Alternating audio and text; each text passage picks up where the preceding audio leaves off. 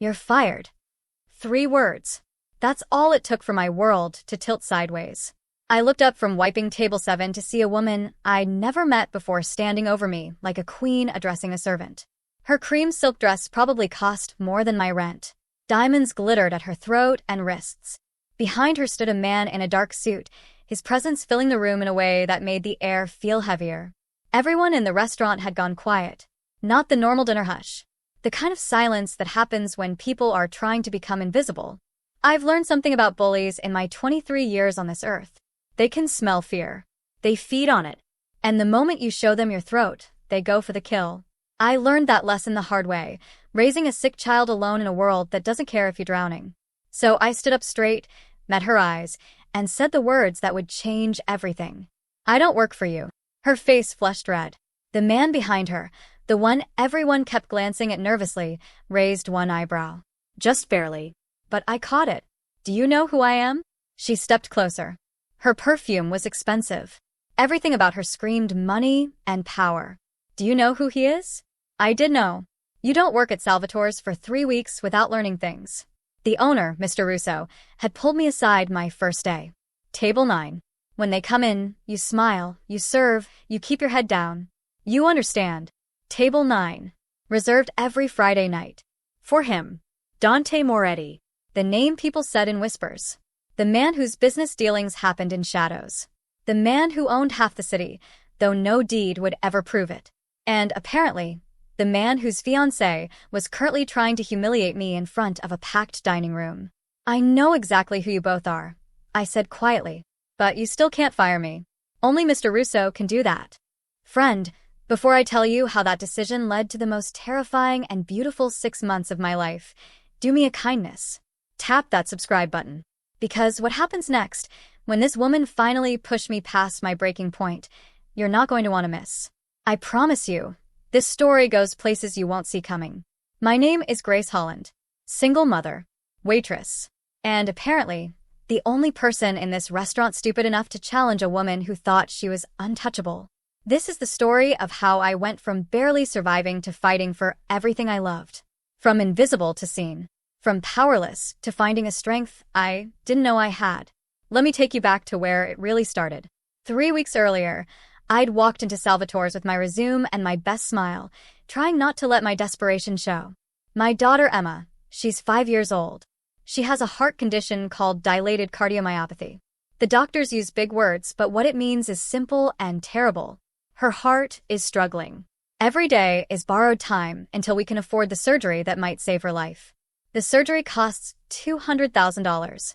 I had $4,000 saved. I was working 2 jobs and still drowning. Salvatore's paid better than anywhere else I'd tried. Mr. Russo looked at my resume for maybe 10 seconds before he said, "You start tomorrow. You're pretty. That matters here. But can you handle difficult customers?" I thought about Emma in her hospital bed, tubes and wires connecting her to machines that beeped and hummed. I thought about her asking me why her chest hurt, why she couldn't run like other kids.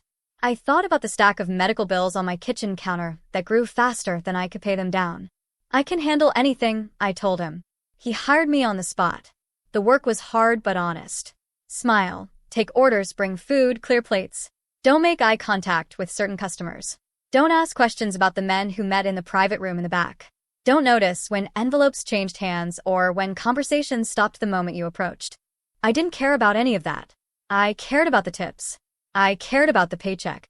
I cared about Emma. My first 2 weeks went smoothly.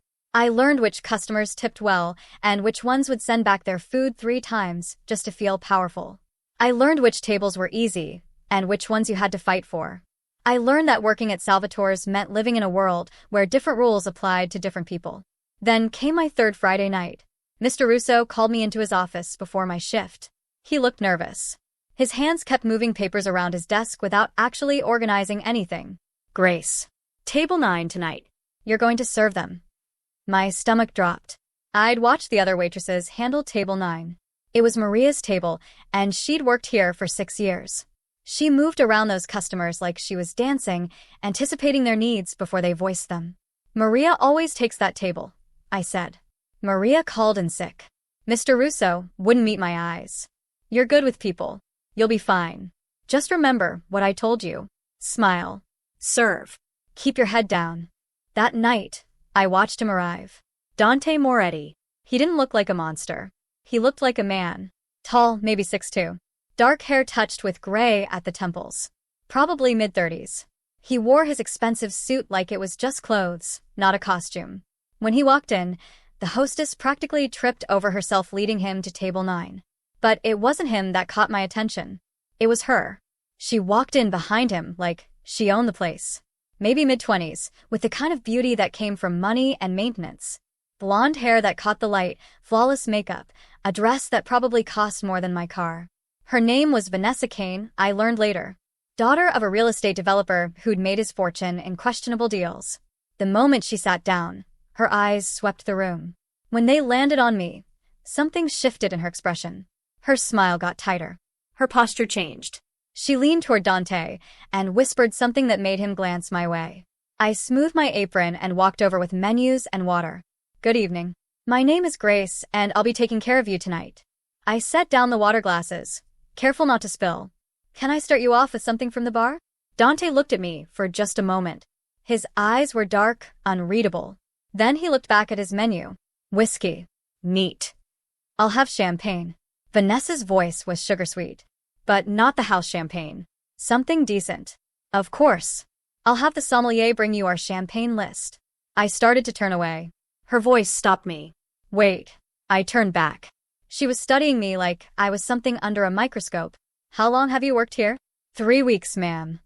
3 weeks. She smiled, but it didn't reach her eyes. You're very pretty. Don't you think so, Dante? Isn't she very pretty? The question hung in the air like poison. Everyone at the nearby tables had gone quiet again. Dante set down his menu. When he looked at Vanessa, his expression was carefully blank. I hadn't noticed, he said. Liar. He had noticed. I'd seen it in that first glance. But he was smart enough to know the right answer. Vanessa's smile got sharper. Well, I noticed. In fact, I think you should be our waitress for the entire evening. Personal service. Is that possible? My throat felt tight. Of course, ma'am. Good. She leaned back in her chair, crossing her legs. Because I want to make sure everything is absolutely perfect tonight. Every single thing. The way she said it wasn't about good service. It was a threat wrapped in silk. I brought their drinks. I took their orders. Vanessa changed her order 3 times, each time after I'd already walked away. She sent back her appetizer because it was too cold, then sent back the replacement because it was too hot. She knocked over her water glass and watched me clean it up with a smile that said she'd done it on purpose. Through it all, Dante said nothing. He ate his meal, drank his whiskey, and watched. Sometimes he watched her. Sometimes he watched me. His face gave away nothing. 2 hours into my shift with them, Vanessa asked me to bring her dessert menu. When I returned, she looked up at me with false concern. Grace, is it? You look tired. Are you feeling well? I'm fine, ma'am. Thank you for asking. You have bags under your eyes. Are you getting enough sleep? She tilted her head. Or maybe you're out late at night doing other things? The implication was clear. I felt my face heat up, but I kept my voice steady. Just working hard, ma'am. 2 jobs. 2 jobs. She turned to Dante. Did you hear that? She works 2 jobs. That must be exhausting. I imagine it is, Dante said. His voice was neutral, but something flickered across his face too quickly for me to read. Vanessa turned back to me. Her eyes were cold now, the pretense of concern gone. Well, we wouldn't want you to wear yourself out. Maybe you should take a break. Go splash some water on your face. You really do look terrible. My hands clenched around my order pad. In the kitchen, I had medical bills spread across my locker. I had a daughter who needed me to swallow my pride and take whatever this woman wanted to dish out. I had exactly $4,000 between Emma and her surgery, and I needed this job. So I smiled. I appreciate your concern, but I'm fine. Can I get you anything else? Her expression hardened. She didn't like that I hadn't crumbled. She didn't like that I was still standing there, still smiling, still refusing to give her what she wanted. What she wanted was for me to cry. To break. To know my place. But I'd cried too many tears watching my daughter struggle to breathe. I'd broken 1,000 times holding her small hand while machines kept her alive. I'd learned my place was wherever Emma needed me to be, and right now that meant standing here and taking whatever abuse this insecure, cruel woman wanted to throw at me. Actually, Vanessa said slowly, I changed my mind about dessert. I'll have the chocolate torte. But I want it with vanilla ice cream, not whipped cream. And make sure the ice cream is on the side, not on top. And I want fresh berries. Not the ones you have sitting around. Fresh ones. Of course. I put in the order. I brought the dessert exactly as she'd specified. She took one bite, made a face, and pushed the plate away. This tastes off. Take it back. Is there something wrong with it? I just said it tastes off. Are you deaf? Dante set down his coffee cup. For the first time all night, he spoke directly to her. Vanessa. Just her name. One word. But something in his tone made her back down slightly. I'm just saying the dessert isn't good, she said, her voice slightly defensive now. She asked what was wrong with it. The dessert is fine, Dante said. He looked at me. Really looked at me. Thank you for your service tonight, Grace. The check, please. I brought the check. Vanessa snatched it before Dante could reach for it. She pulled out her phone, tapped something, then looked up at me with false sweetness. I'm leaving you a tip, she said loudly. Loudly enough that other tables could hear. $5. I think that's very generous considering the quality of service we received. $5. On a $300 meal. I took the check and the cash without a word. My face was burning, but I kept my expression neutral. Thank you, ma'am. Have a wonderful evening. I turned to walk away. I made it 3 steps before her voice cut across the dining room one more time. Oh, and Grace? Next time, try smiling more. You have such a pretty face when you're not scowling. Something inside me cracked. Not broke. Just cracked. Like ice on a winter lake, the kind of crack that's a warning before everything gives way. I turned back around. Every eye in the restaurant was on me. Mr. Russo had emerged from the kitchen, his face pale. The other waitresses had frozen in place. And I looked at Vanessa Kane, this woman who had everything and still needed to step on someone else to feel big, and I spoke clearly and calmly. Ma'am, I've smiled through this entire meal while you've done everything in your power to humiliate me. I've remade your food, cleaned up your messes, and accepted your insults with grace. But let me be very clear about something. I took one step closer to their table. The reason I'm not smiling right now has nothing to do with you. It's because I spent this morning in a hospital room watching my 5-year-old daughter struggle to breathe. It's because I'm working 2 jobs to afford a surgery that might save her life. It's because I've learned that some things are worth fighting for, and my dignity is one of them. The crack in the ice widened. So no, I'm not smiling. But I am here. I showed up. I did my job. And I don't need your $5 tip or your approval to know my worth. The silence in the restaurant was absolute. You could have heard a pin drop. Vanessa's face had gone from red to white. She stood up so fast her chair scraped against the floor. And then she did something I'll never forget. She slapped me. Hard. Hard enough that my head snapped to the side. Hard enough that I tasted blood where my teeth cut my lip. The dining room exploded into gasps and whispers. Mr. Russo started forward. But before anyone could react, before Vanessa could even lower her hand, I slapped her back. Not harder. Not softer. Exactly the same amount of force she'd used on me. A perfect mirror. Don't you ever, I said quietly, my voice deadly calm, put your hands on me again. Vanessa's eyes went huge. She stumbled backward, her hand flying to her reddening cheek. She looked at Dante, clearly expecting him to do something. To defend her. To put me in my place. Dante Moretti stood up slowly. He looked at me. Then he looked at Vanessa. And when he finally spoke, his voice was thoughtful, almost curious. She's right, he said. You shouldn't have touched her. Then he pulled out his wallet, placed $500 bills on the table, and looked at me one more time. For your daughter's surgery. It's not much, but it's something. He walked out without another word. Vanessa stood there for 5 more seconds, her mouth opening and closing like a fish. Then she grabbed her purse and ran after him, her heels clicking frantically against the floor.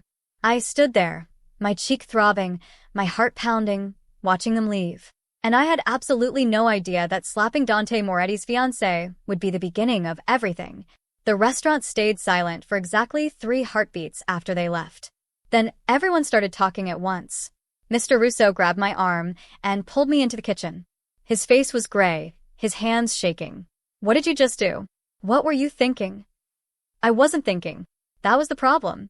I'd spent 3 weeks being careful, being quiet, being invisible. And in one moment, I'd thrown all of that away. She hit me first, I said. My cheek still stung where her hand had connected. I just defended myself. You defended yourself against Dante Moretti's fiancée. Mr. Russo sat down heavily on a plastic crate. Do you understand what that means? Do you know what he could do? I did know. Everyone knew the stories. The businesses that mysteriously burned down. The people who crossed him and disappeared. The empire built on fear and blood and money that never quite traced back to him. But I also knew what I'd seen in his eyes right before he left. Not anger. Something else. Something I couldn't quite name. He left me $500, I said quietly. For Emma's surgery. Mr. Russo looked up at me. That doesn't mean anything. That could be guilt money before he stopped. Didn't finish the sentence. Didn't need to. So, what do you want me to do? My voice came out sharper than I intended. You want me to quit? Run? Hide? I want you to be smart. He stood up, put his hands on my shoulders. Go home. Stay home for a few days. Let me figure this out. Let me talk to people. I can't afford to stay home. I need the money. Grace. His voice was gentle now. Almost sad. Money won't matter if you're not alive to spend it. He sent me home with $200 from the register. Advance pay, he called it. We both knew it was more like severance. Like he was already planning my funeral. I drove home in a daze, my old Toyota, making concerning noises every time I hit a pothole. The $500 from Dante sat in my purse like it was burning a hole through the leather. I wanted to feel grateful. Instead, I felt uneasy. Men like Dante Moretti didn't give away money for free. Everything had a price. The apartment was dark when I got home.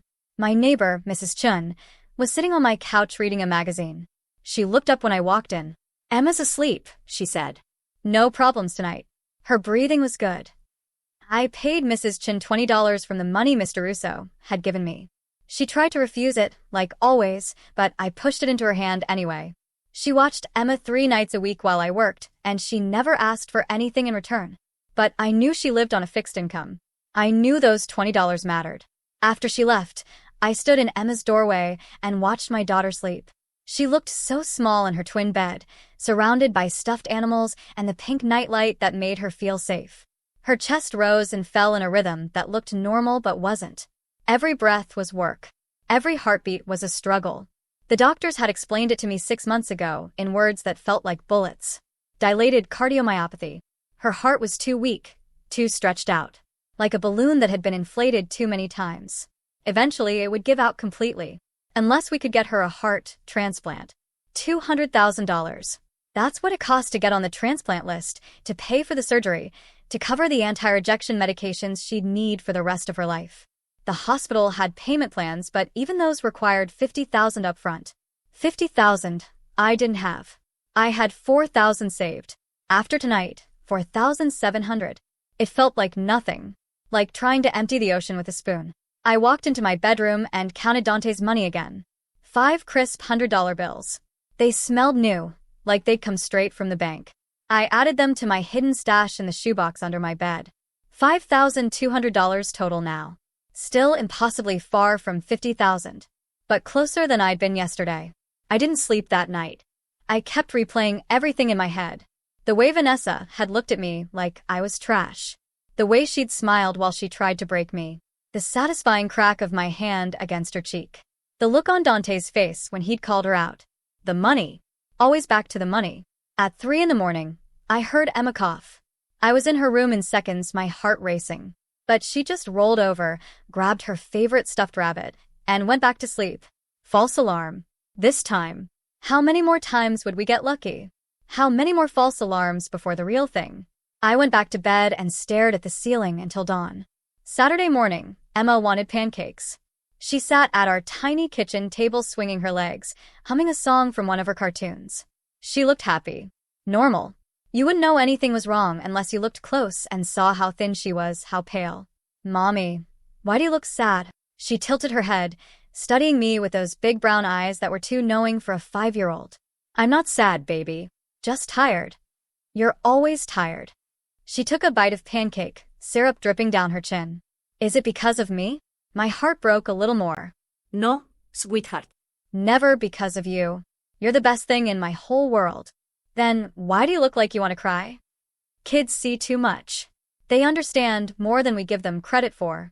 I sat down across from her and took her small hand in mine. Sometimes grown-ups have problems they're trying to fix. But you don't need to worry about that. That's my job. Is it about money? She said it so casually, like she was asking about the weather. I heard you talking to Mrs. Chen about the bills. I wanted to lie. Tell her everything was fine. But Emma was smart, and she deserved better than lies. Yeah, baby. It's about money. But I'm working on it. I promise. Maybe I could help. She smiled that gap-toothed smile that made my chest ache. I could sell my toys. Oh, Emma. I pulled her into a hug, breathing in the smell of her strawberry shampoo. You keep your toys. Mommy's got this. But I didn't have it. Not even close. My phone rang while Emma was watching cartoons. Unknown number. I almost didn't answer. Then I thought about Dante's money and how nothing was ever free, and how maybe this was the bill coming due. I answered. Hello. Grace Holland. A woman's voice. Professional. Clipped. Yes. My name is Jennifer Torres. I'm calling on behalf of Mr. Moretti. He'd like to meet with you tomorrow afternoon. 2 o'clock. I'll text you the address. My mouth went dry.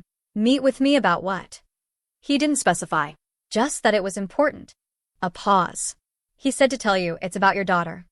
The line went dead before I could respond. I stared at my phone, my heart hammering. About Emma. What could Dante Moretti possibly want with my daughter? The text came through 30 seconds later. An address in the nice part of town. The part where people had security gates and 3-car garages. Where people like me only went to clean houses or deliver food. I had 24 hours to decide if I was going to show up. 24 hours to figure out what a man like Dante Moretti could want from a woman like me. I thought about not going. I thought about taking Emma and disappearing. Moving to another city, starting over, staying invisible. But then I thought about $500 given without being asked. About the way he'd looked at Vanessa when she hit me. About how he'd said she's right, like my dignity actually mattered to him. And I thought about $50,000. About Emma's surgery. About time running out. Sunday afternoon, I dropped Emma off with Mrs. Chun and drove to the address Dante had sent. My hands were sweating on the steering wheel. My heart felt like it was trying to punch through my ribs. The house was bigger than I'd expected. Not a mansion, but close. Stone and glass and perfectly manicured lawn. The gate was open like someone had been expecting me. I pulled up the long driveway and parked next to a black Mercedes that probably cost more than I'd make in 5 years. I sat in my car for a full minute, trying to breathe, trying to think. What was I doing here? What could he possibly want? Only one way to find out. I walked up to the front door. Before I could knock, it opened. A woman in her 40s stood there, blonde hair pulled back, dressed like she worked in a corporate office. Jennifer Torres, probably. Grace. Come in. Mr. Moretti is expecting you. The inside of the house was elegant but not showy.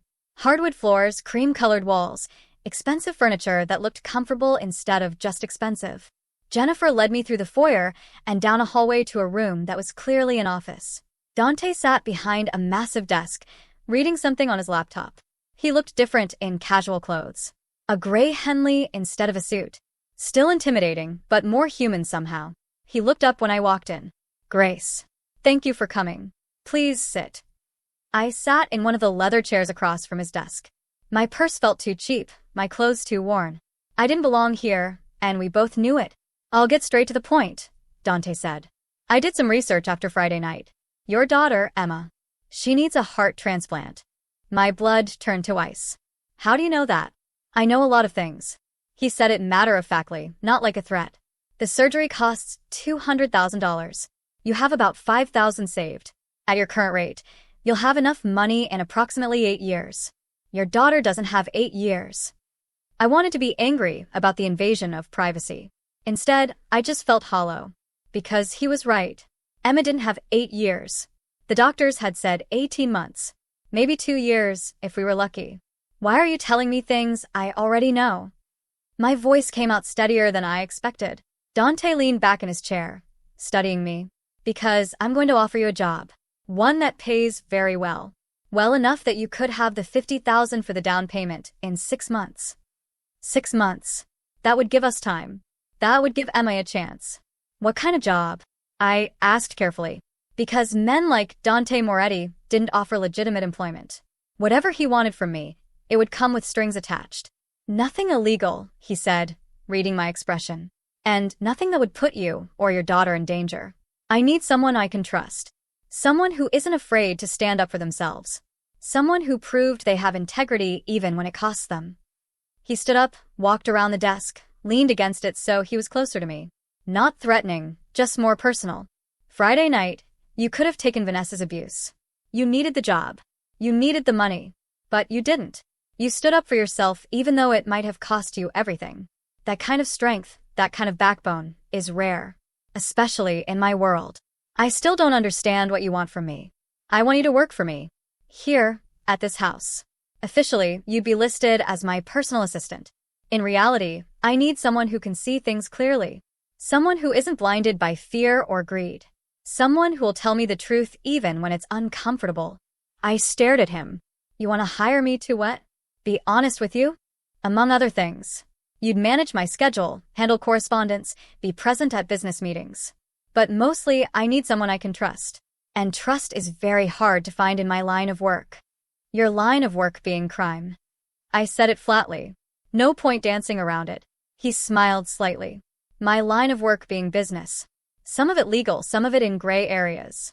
But I'm not asking you to do anything illegal. I'm asking you to be present. To observe. To tell me when someone is lying to me. Why me? Because you have something to lose. He said it gently. People with something to lose are careful. They're thoughtful. They don't take stupid risks. And you have everything to lose. Your daughter. Your future.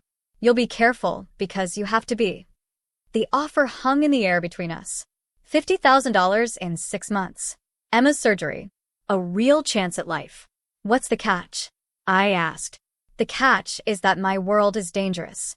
Not for you directly, but you'd be exposed to things most people never see. You'd meet people who've done terrible things. You'd hear conversations that could get people killed if they were repeated to the wrong ears. You'd have to be smart, careful, and completely loyal. And if I say no, then you walk out of here, and I never contact you again. The $500 was a gift. No strings attached. But this offer expires when you walk out that door. I thought about Emma. About 18 months. About watching her die slowly while I worked 2 jobs and still couldn't save her. About the shoebox under my bed with $5,000 that wasn't even close to enough. I need to think about it. Of course.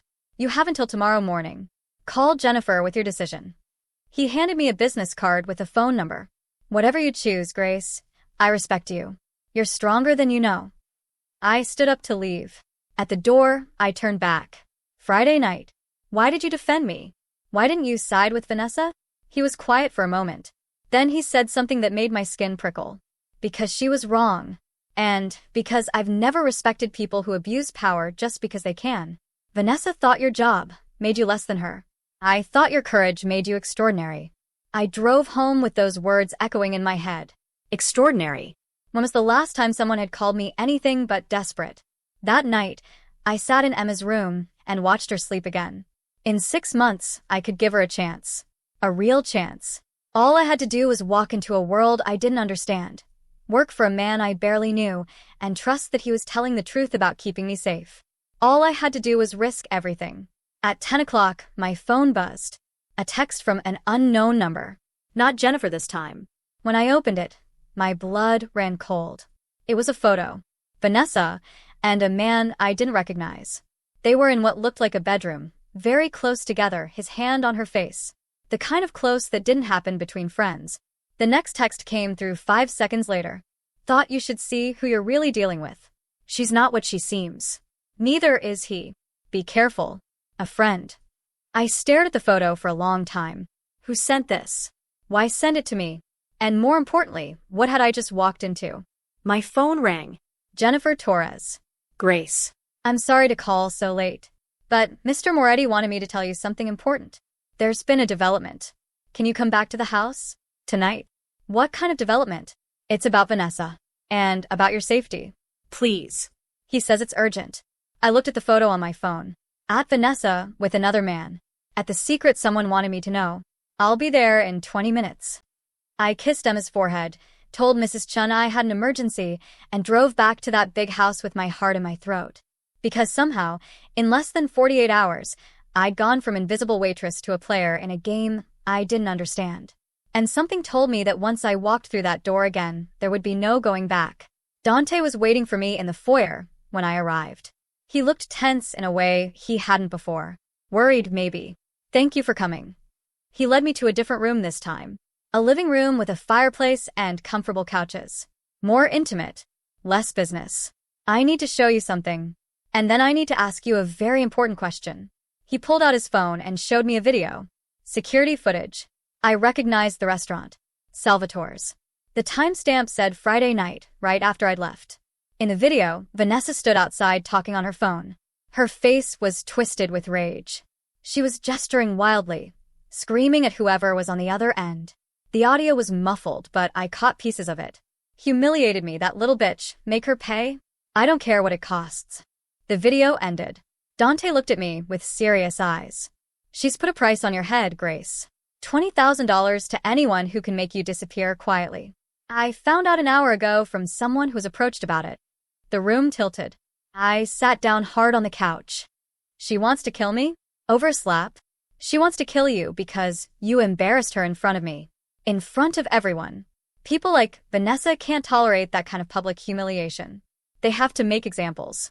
They have to prove they're still powerful. What do I do? My voice sounded small. Scared. Do I go to the police?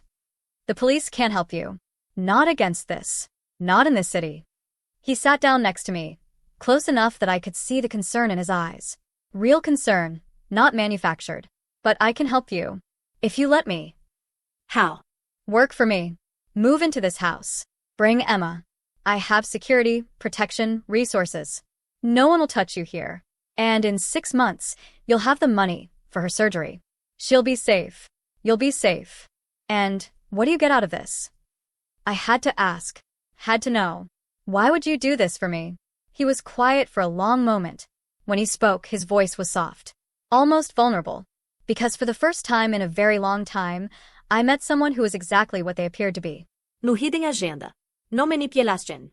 Just courage and honesty and strength. That's rare in my world, Grace. And maybe selfish, but I want to protect it. I want to protect you. I looked at this man, this stranger, who somehow saw something in me I didn't see in myself.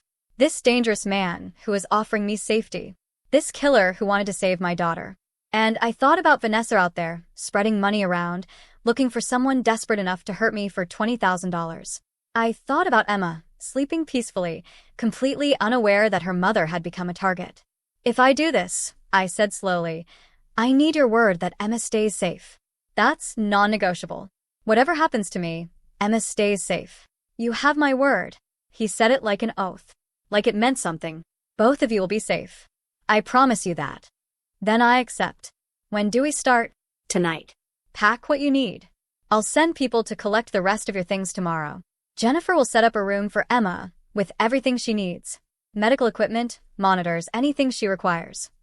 He stood up, offered me his hand. I took it. His grip was firm, warm, solid. The grip of someone who kept promises. Thank you, I whispered. Don't thank me yet, he said. And something in his tone made me look up sharply. There's one more thing you should know. About Vanessa. About why I'm so willing to believe she'd hurt you. He pulled out his phone again. Showed me photos this time. Vanessa, with the same man from the anonymous text. Different angles. Different locations. Weeks of surveillance. His name is Marcus DeVito. He's been working for me for 5 years. He handles my security operations. And for the last 6 months, he's been sleeping with my fiancée. I stared at the photos. You knew. All this time you knew. I suspected. Now I know. And now I'm waiting to see exactly how deep the betrayal goes. His jaw tightened. People think I'm blind because I'm powerful. They think I don't notice when those closest to me start plotting. But I always notice. I just wait until I have all the pieces before I make my move. What are you going to do? He looked at me with eyes that were suddenly cold. Hard. The eyes of the man people whispered about in dark rooms. I'm going to let them think they're winning. I'm going to watch them dig their own grave. And when the time is right, when I have proof of everything they've done. He stopped. Smiled slightly. Not a nice smile. Let's just say that betrayal in my world comes with severe consequences. I should have been scared. Should have run right then. But instead, I felt something else. Something that scared me more than his threats. I felt safe. Protected. Like finally, someone was on my side. One more question, I said. The person who texted me that photo tonight. Who was that? A friend. He said it carefully. Someone who wants you to understand what you're walking into. Someone who thinks you deserve to know the truth. Were you the one who sent it? He smiled. Really smiled this time. It changed his whole face, made him look younger. Almost kind. Get your daughter, Grace. Come home. We'll talk more tomorrow about everything. Tonight, just let me give you what you need most. What's that? A good night's sleep without being afraid. And somehow, impossibly, that's exactly what I got. But what I didn't know, what I couldn't have known as I drove home to pack our things, was that Vanessa and Marcus weren't just having an affair. They were planning to rob Dante of $15 million and disappear to somewhere without extradition laws. They'd been planning it for months. And my arrival, my presence in Dante's life, had just accelerated their timeline. I'd walked into the middle of a war. And soon, very soon, I'd have to choose which side I was really on. Moving into Dante's house felt like stepping into a different world. Not just a different life. A different universe, where the rules I'd always lived by didn't apply anymore. Mrs. Chen cried when I told her we were leaving. She held Emma tight and made me promise to bring her by for visits. She didn't ask questions about where we were going or why. Maybe she understood more than she let on. Maybe she just knew that sometimes you had to trust people to make their own choices. Emma thought it was an adventure. She bounced on the bed in her new room, squealing about how big it was, how she had her own bathroom with a tub shaped like a flower. She didn't notice the medical equipment Jennifer had installed. The heart monitor disguised as a nightlight.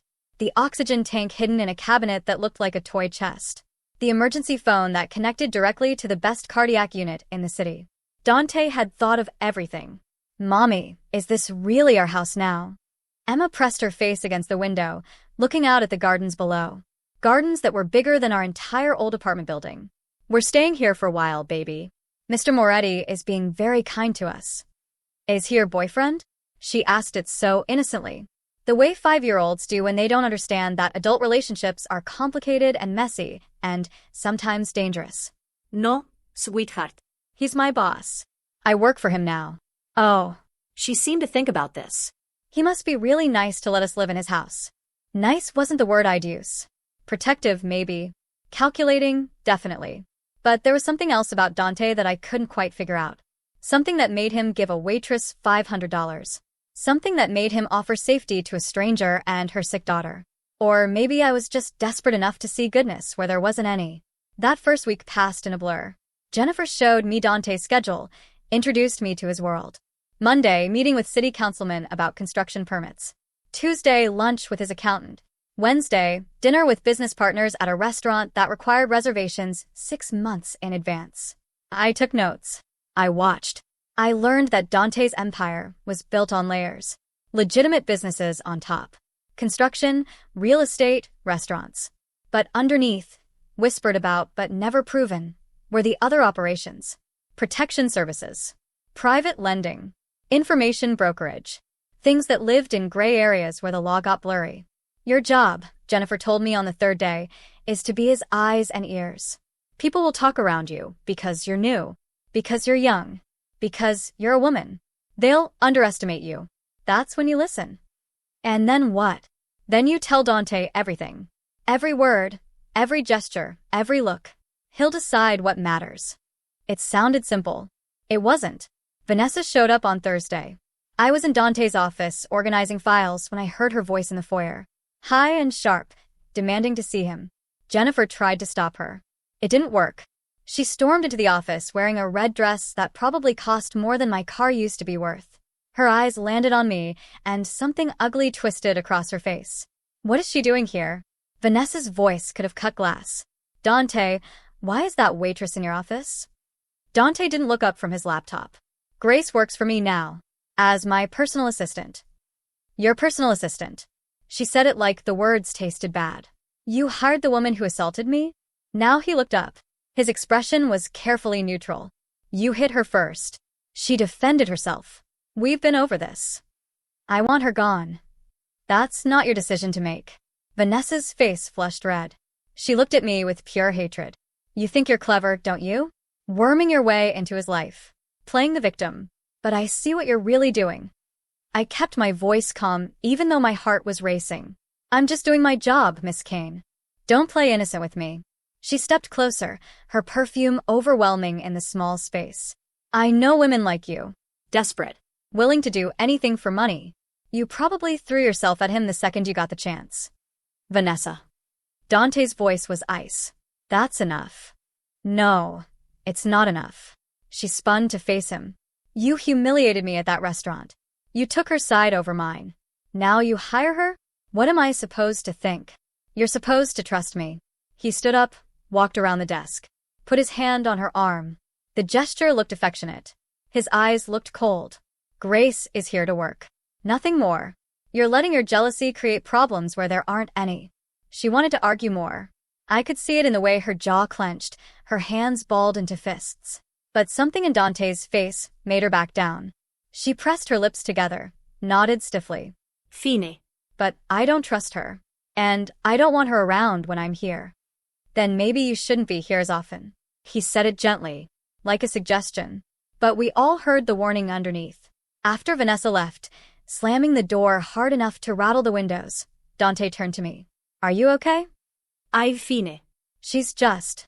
I paused, choosing words carefully. She really doesn't like me. No. She doesn't. He sat on the edge of his desk, closer to me than he needed to be. She sees you as a threat. Why?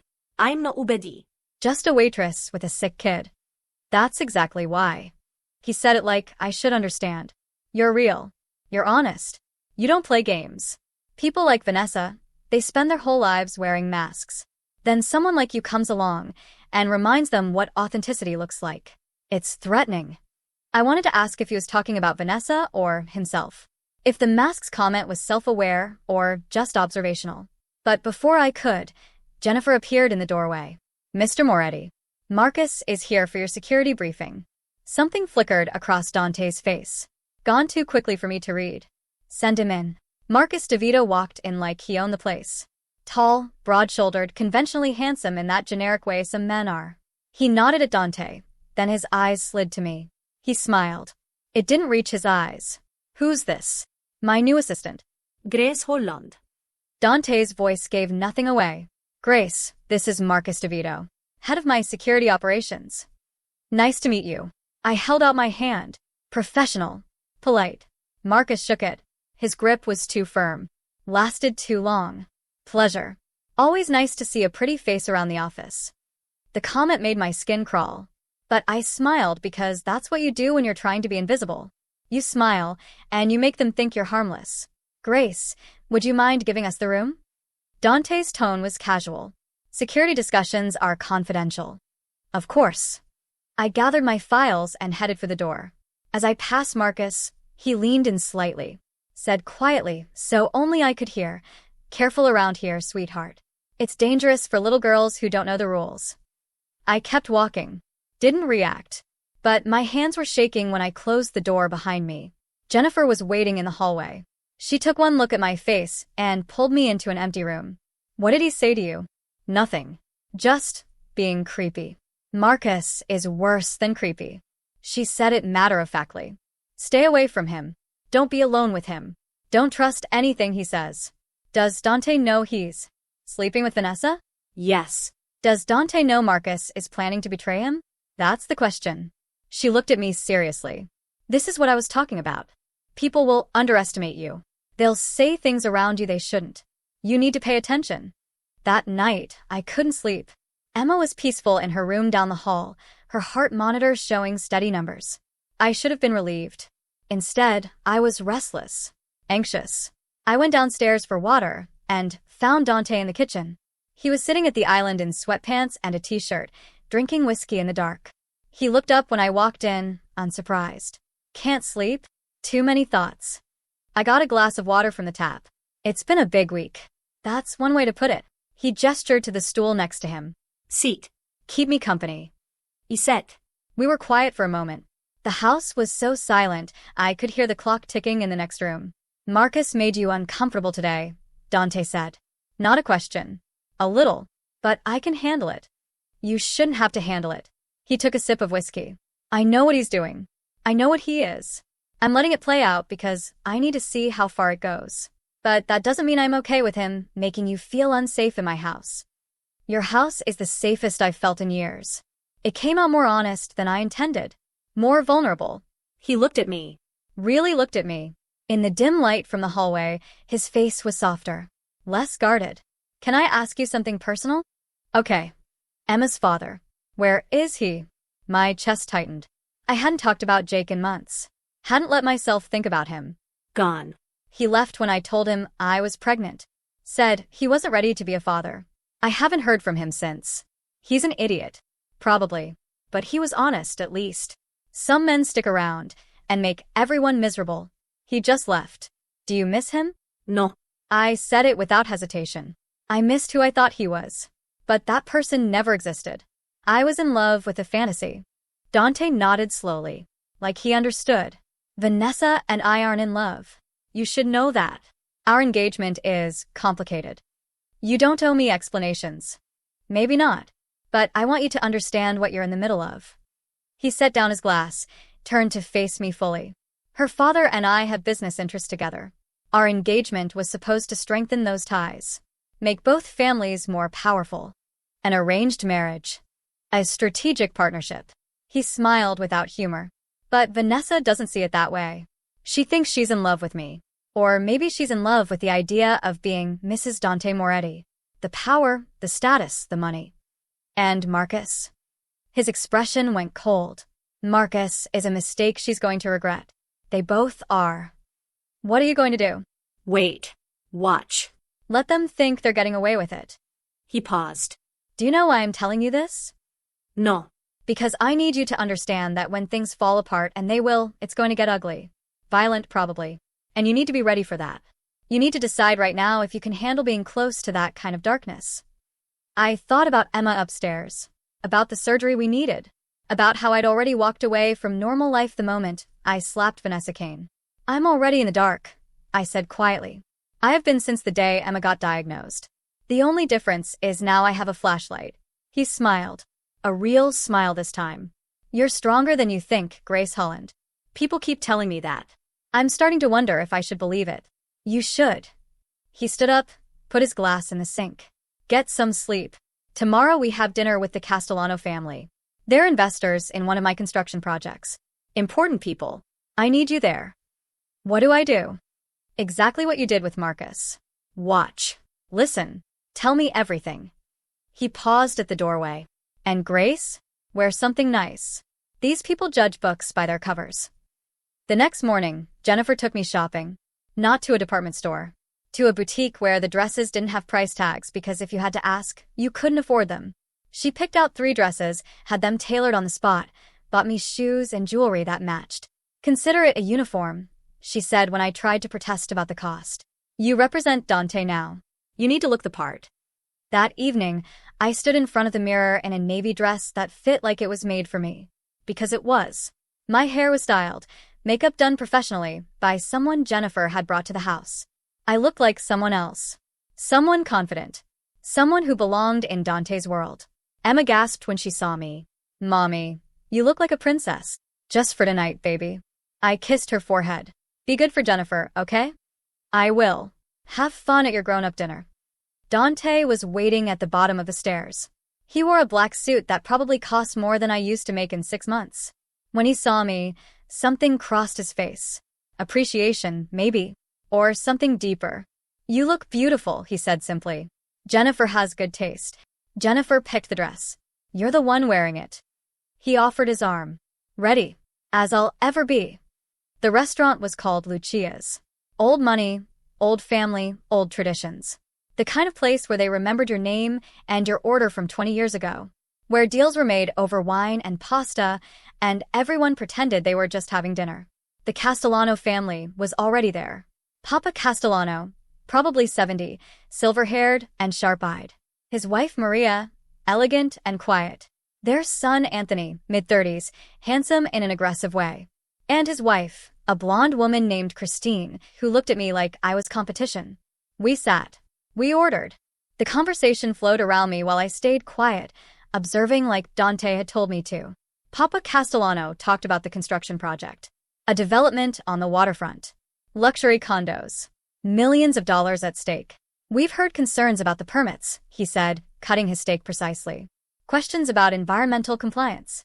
The permits are clean, Dante said smoothly. I've made sure of that. And the inspector, who is asking questions? Anthony leaned forward. What happened to him? He was reassigned. To a different department. Different city, actually. Dante's voice was casual. Sometimes people realize their talents are better suited elsewhere. Anthony smiled. Papa Castellano nadie de provingli. I felt sick. They were talking about bribes or threats. Maybe worse. And they were doing it over dinner like it was normal business. Christine Castellano turned to me suddenly. So, Grace, how long have you worked for Dante? About a week. A week.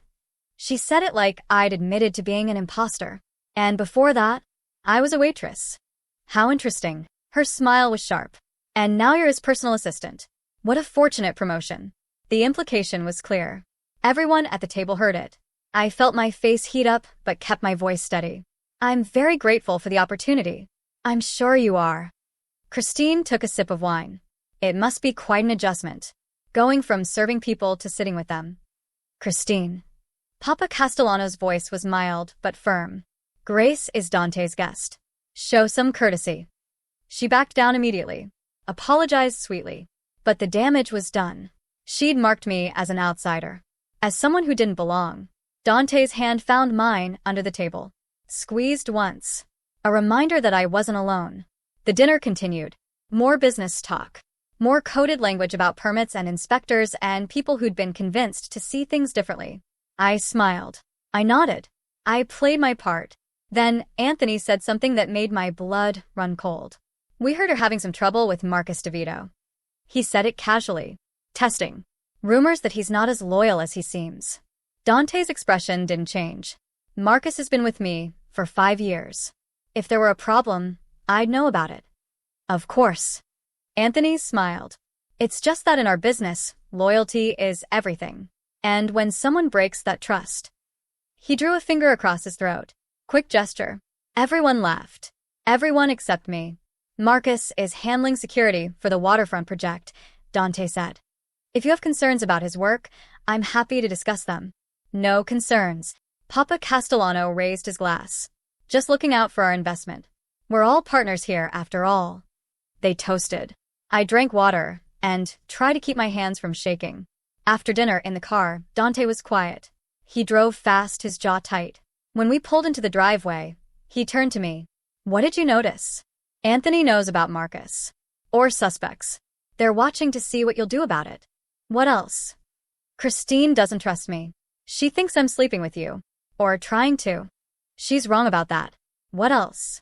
I took a breath. Papa Castellano is getting nervous.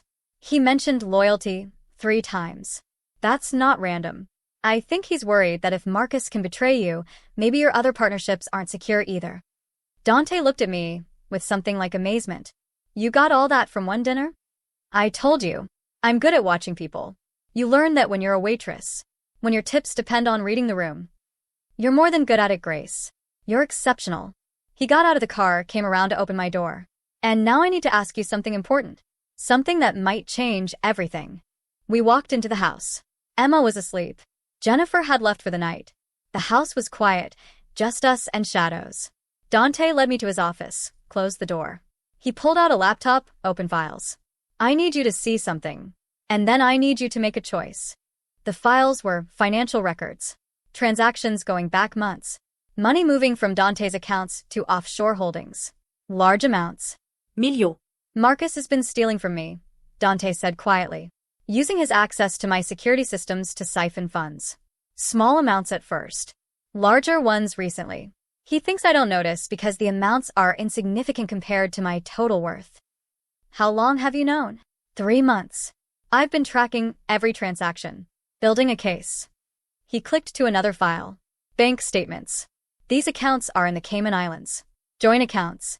Held by Marcus DeVito and Vanessa Kane. There it was. Proof. Not just an affair. Not just betrayal. Theft. Planning. Conspiracy. They're going to run, I whispered.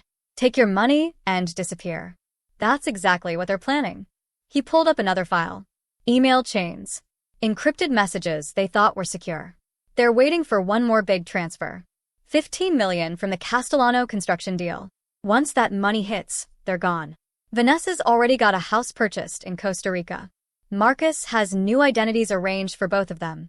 I stared at the screen, my mind racing. When? 2 weeks. Maybe 3. The construction deal closes on the 30th. They'll make their move right after. So you have time to stop them. I'm not going to stop them. His voice was cold. Hard. I'm going to let them take the money. And then I'm going to make sure they regret it for whatever time they have left. The words hung in the air like a threat. A promise. I should have been scared. Instead, I felt something else. A dark satisfaction that people who betrayed trust would face consequences. Why are you showing me this? I asked. Because I need to move the money, real money, into accounts they can't access. But to do that, I need someone I trust completely. Someone who has no connection to my organization. Someone who could help me set up new financial structures without anyone knowing. You want me to help you hide your money? I want you to help me protect what's mine. Legally. Through legitimate channels. But yes, essentially, I need you to be my financial proxy. Your name on accounts. Your signature on paperwork. Officially, you'd own several of my business interests. On paper, at least. That's insane. I don't know anything about finance. You have lawyers, accountants, advisors. People I trust who would handle the details. You'd just be the face. The name. The signature. Why would I do that? What's in it for me? He smiled slightly. Aside from the salary that would pay for Emma's surgery in 2 months instead of 6? Aside from the guarantee that you and your daughter would always be taken care of? Nothing. Just my eternal gratitude and the knowledge that you helped me destroy 2 people who deserve it. 2 months. Emma's surgery in 2 months. What happens to them? I needed to know. Needed to understand what I was agreeing to. To Marcus and Vanessa. After they run. That's not your concern. It is if I'm going to be part of it. He studied me for a long moment. Then he said, very quietly, people who steal from me don't live long enough to spend the money. That's all you need to know. There it was. The truth. Not hidden behind coded language or polite euphemisms. He was going to kill them. Or have them killed. And he was asking me to help him do it. I thought about Vanessa putting a price on my head. $20,000 for my life, because I'd embarrassed her. I thought about Marcus's threatening whisper in the hallway. I thought about how they'd been stealing millions while people like me struggled to save our children. I'll do it, I said. But I have conditions. Name them. Emma's surgery happens first. Before the construction deal. Before they run. I want it done and paid for before any of this goes down. Agreed. And I want to know the truth. About everything. No more secrets. No more coded language. If I'm going to be part of this world, I need to understand it completely. He walked over to a cabinet, poured 2 glasses of whiskey, handed me one. To the truth, then. And to partnerships built on honesty. We clinked glasses. I took a sip. It burned going down, warming my chest, making me feel brave or stupid or both. The truth is, Dante said, sitting across from me, I'm not a good man, Grace. I've done terrible things. I've hurt people. I've ordered deaths. I've built my fortune on fear and violence and calculated cruelty. But I have rules. I don't hurt innocents. I don't betray loyalty. And I take care of the people who are mine. And I'm yours now? I asked softly. If you want to be. He looked at me with those dark, unreadable eyes. I can't promise you safety. I can't promise you morality. But I can promise you honesty. And protection. And that your daughter will live because of the choices we make together. I downed the rest of my whiskey. Felt it burn away the last of my hesitation. The last of my innocence. Then let's burn down their world, I said. He smiled. And in that smile, I saw admiration and respect and something that might have been the beginning of trust. What I didn't see, what I couldn't have known, was that someone else had been watching us. Someone who'd seen Dante bringing me into his world. Someone who was already making plans to use me against him. Because in Dante's world, everyone was a weapon. And I'd just become his most valuable one. The question was, would I survive being used? The next morning, I woke up to find legal documents on my kitchen counter. Not my old kitchen. My new kitchen in Dante's house that I still wasn't used to calling home. The documents were thick. Official. My name was typed across the top of every page. Grace Holland. Owner of Holland Property Holdings LLC. Majority shareholder in Moretti Construction Enterprises. Signatory on 12 different bank accounts I'd never heard of. On paper, I was worth $40 million. In reality, I was a 23-year-old former waitress who was in way over her head. Jennifer appeared in the doorway holding coffee. The lawyers are coming at 10. They'll walk you through everything. Sign where they tell you. Don't worry about understanding it all. That's what they're for. This feels illegal. It's not. Dante's been planning this restructuring for months. You're just the vehicle. She handed me the coffee. How's Emma this morning? Good. Her numbers were stable all night. I took a sip. She asked me yesterday if we were rich now. What did you tell her? That we're safe. That's all that matters. Jennifer smiled. It was rare to see her smile. Made her look younger, less severe. You're good for him, you know. Dante. He's different with you around. Different how? Less guarded. More human. She gathered the documents into a neat stack. He's been alone a long time. Surrounded by people but alone. You make him remember what it's like to trust someone. The words made me uncomfortable. Like they carried weight I wasn't ready for. I'm just doing my job. Keep telling yourself that. She headed for the door, then paused. Marcus stopped by early this morning. Dante wasn't here yet. He asked about you. Where you came from. Why Dante hired you. I told him nothing, but he's digging. Be careful. After she left, I sat with the documents and tried not to feel like I was drowning. $40 million. Emma's surgery. 2 people who were going to die because of choices I was helping enable. When had my life become this? The lawyers arrived at 10 sharp. 3 of them. Expensive suits. Briefcases that probably cost more than my old rent. They spent 4 hours explaining things I barely understood. Tax structures. Asset protection. Limited liability companies. Offshore holdings. I signed where they told me to sign. 23 pages. My hand cramped by the end. Congratulations, Miss Holland, the head lawyer said, packing up his briefcase. You're now one of the wealthiest women in the city. At least on paper. Lucky me, I said. It came out more bitter than I intended. After they left, I went to check on Emma. She was in the garden with a nurse Dante had hired. A cardiac specialist named Kelly who made Emma laugh while checking her vitals. They were looking at flowers, Emma pointing to butterflies, her face bright with joy.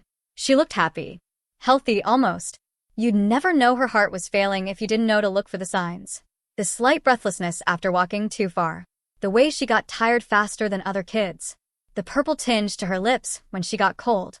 Mommy. She ran to me, and I caught her up in my arms. Lighter than she should be. Frielier. Kelly says there's a pond with fish. Can we go see? After lunch, baby. Let's not wear you out. Her face fell slightly, but she nodded. She was used to limitations. Used to being careful. No 5-year-old should be that used to not being able to just be a kid. Miss Holland. Kelly approached, her voice low. Can I speak with you privately? My stomach dropped. Is something wrong? Not wrong. Just, her EKG this morning showed some changes. Nothing critical yet. But her heart is working harder than it was last week. We should move up the timeline for surgery if possible. How much time do we have? Months, maybe. But the sooner the better. I looked at Emma, playing with a butterfly that had landed on her hand. Months. We had months. And Dante had promised to make the surgery happen before the construction deal closed. 2 weeks. We had 2 weeks. I'll talk to Mr. Moretti, I said. We'll make it happen. That afternoon, I found Dante in his office reviewing surveillance footage. When he saw my face, he paused the video immediately. What's wrong? Emma's getting worse. Kelly says we need to move up the surgery timeline. He didn't hesitate. I'll make calls. We can have her in surgery by the end of the week. The end of the week? I sat down hard in the chair across from him. That fast. Money opens doors, Grace. I know the best cardiac surgeon in the country. He owes me a favor. A big one. I'll call it in. He reached across the desk, took my hand. She's going to be okay. I promise. You can't promise that. I can promise I'll do everything in my power to make it happen. Is that enough? It had to be. It was all we had. Thank you, I whispered. He squeezed my hand once, then let go. There's something else. Marcus has been asking questions about you. About where you came from. Who you know. He's suspicious. Jennifer told me, I need you to stay away from him. Don't be alone with him. Don't engage with him more than absolutely necessary. His expression darkened. He's dangerous, Grace. More than you realize. What do you mean? Dante pulled up a file on his computer. Police reports. Incident reports. Photos that made my stomach turn. Marcus has a history. Before he worked for me. Assault charges that were dropped.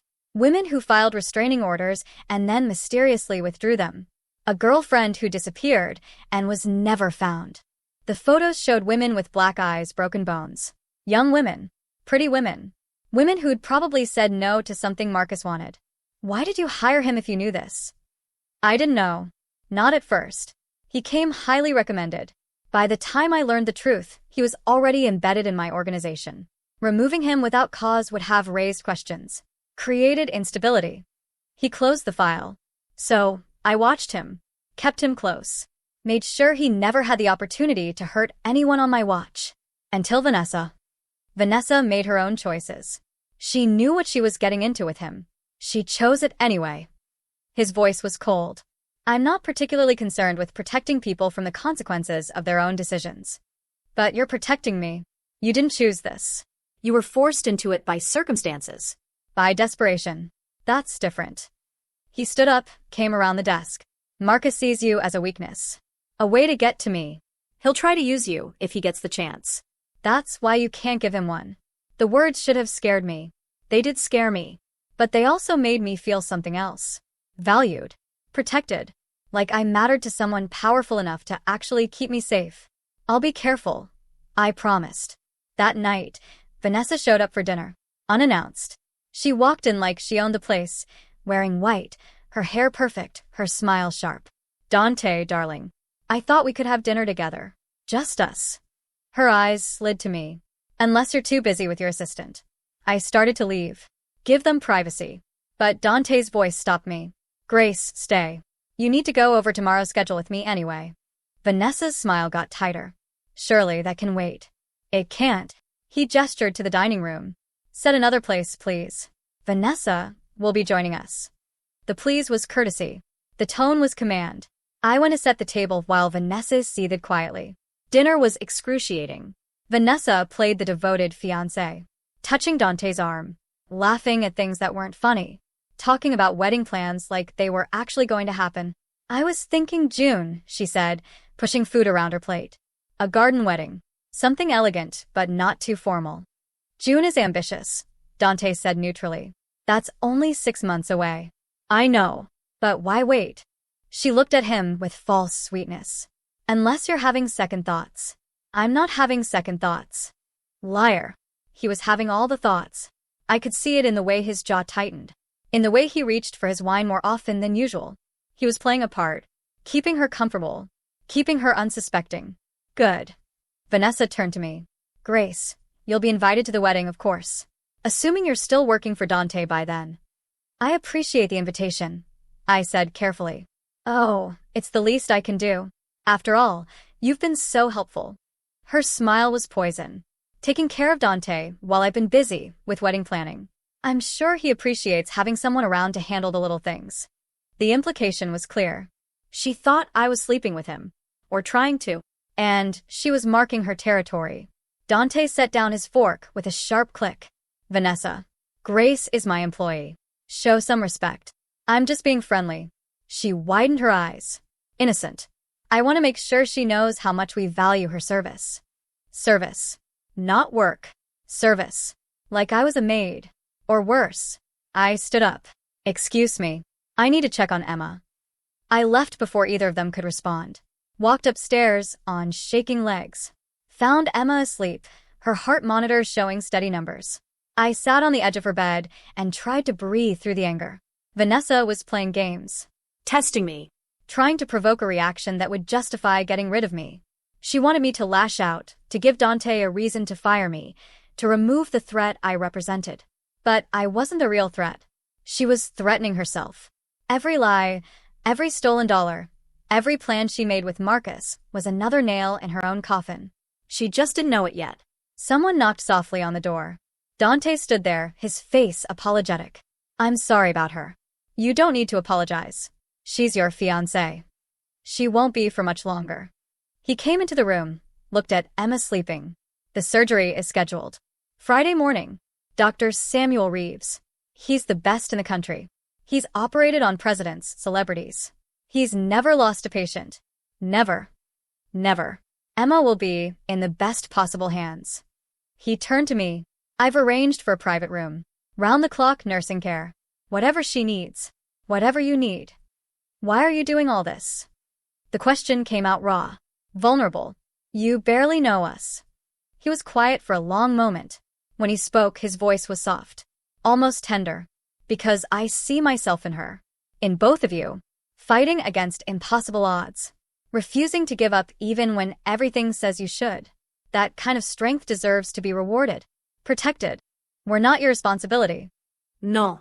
You're my choice. He said it simply. Like it was obvious. I chose to bring you into my world. That makes you my responsibility. And I take care of what's mine. There it was again. That word. Mine. It should have felt possessive. Controlling. Instead, it felt like safety. Like belonging. She's going to live, I said. Not a question. A statement. A demand to the universe. She's going to live, Dante agreed. And you're going to watch her grow up. Graduate. Get married. Have children of her own. All because you were brave enough to slap a woman who needed it. I laughed. It came out half-sob. That was the stupidest thing I've ever done. That was the bravest thing you've ever done. And it changed everything. He headed for the door, then paused. Vanessa left.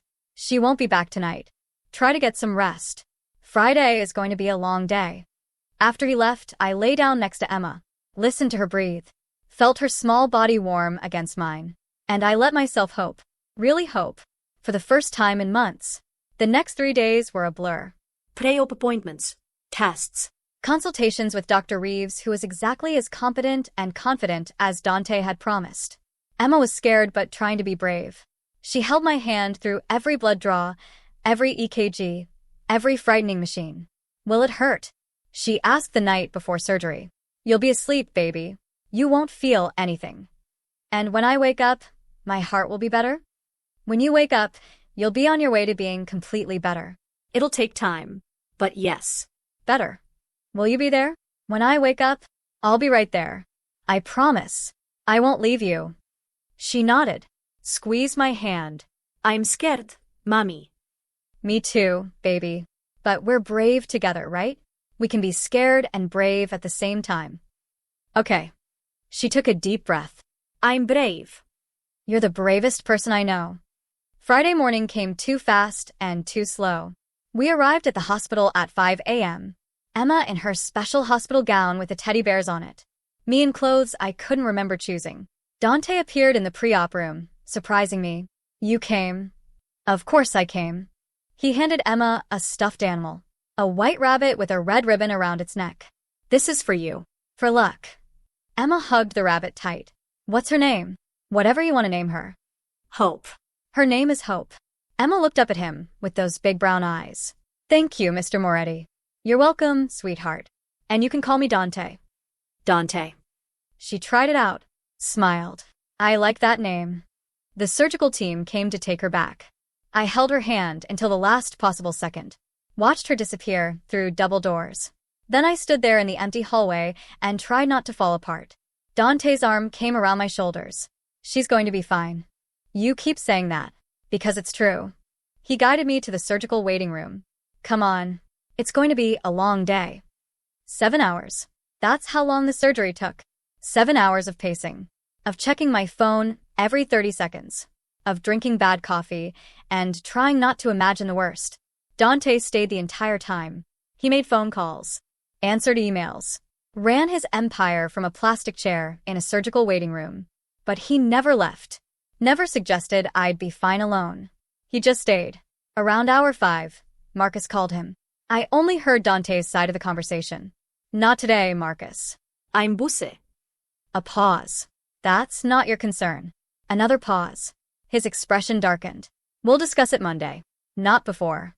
He hung up, looked at me. He knows I'm at the hospital. He's asking questions. What did you tell him? Nothing. But he'll find out eventually.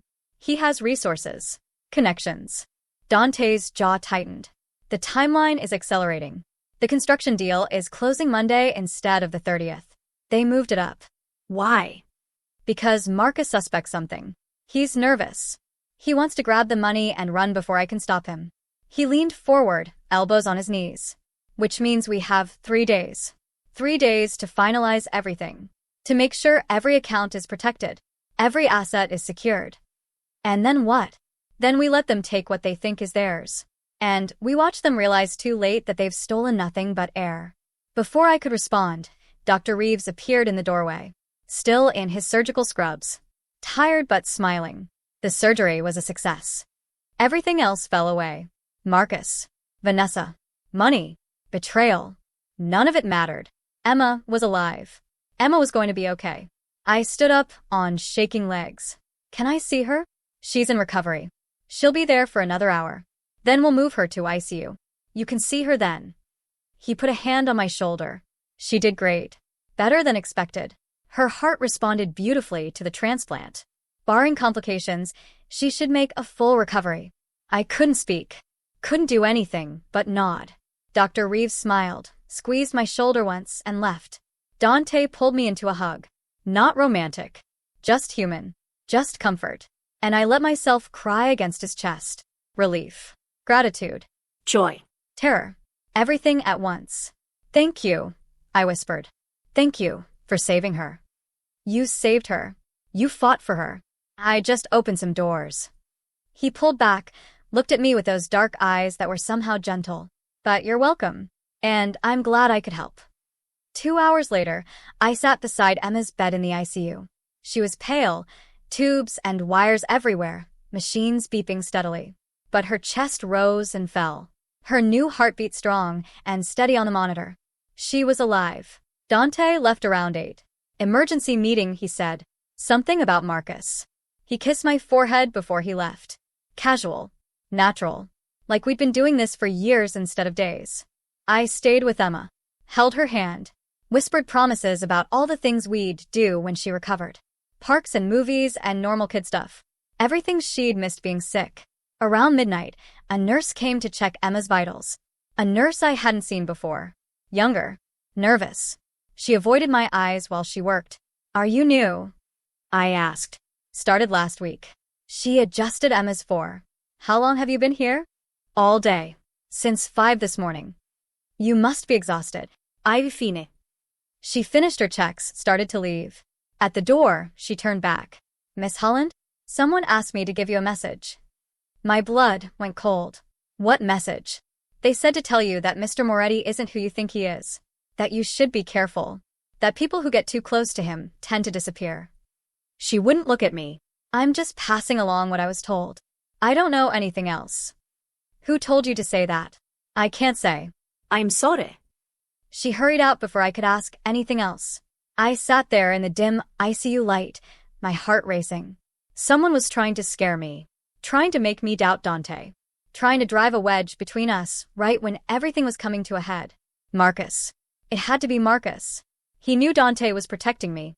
He knew I was important to whatever Dante was planning. So he was trying to undermine that protection. Make me vulnerable. Or maybe it was Vanessa.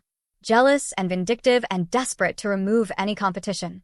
Or maybe, a small voice whispered in the back of my mind, maybe they were telling the truth. Maybe Dante was more dangerous than I wanted to believe. Maybe I'd traded one kind of danger for another. I looked at Emma, at my daughter sleeping peacefully with her new heart beating strong. And I knew it didn't matter. Even if Dante was everything they said he was, even if he was dangerous and deadly and dark, he'd saved my daughter's life. Whatever happened next, whatever price I had to pay, it was worth it. She was worth it. My phone buzzed. A text from an unknown number.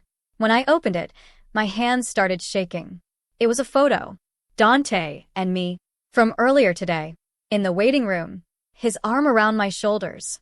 My face buried in his chest, looking for all the world like something more than employer and employee.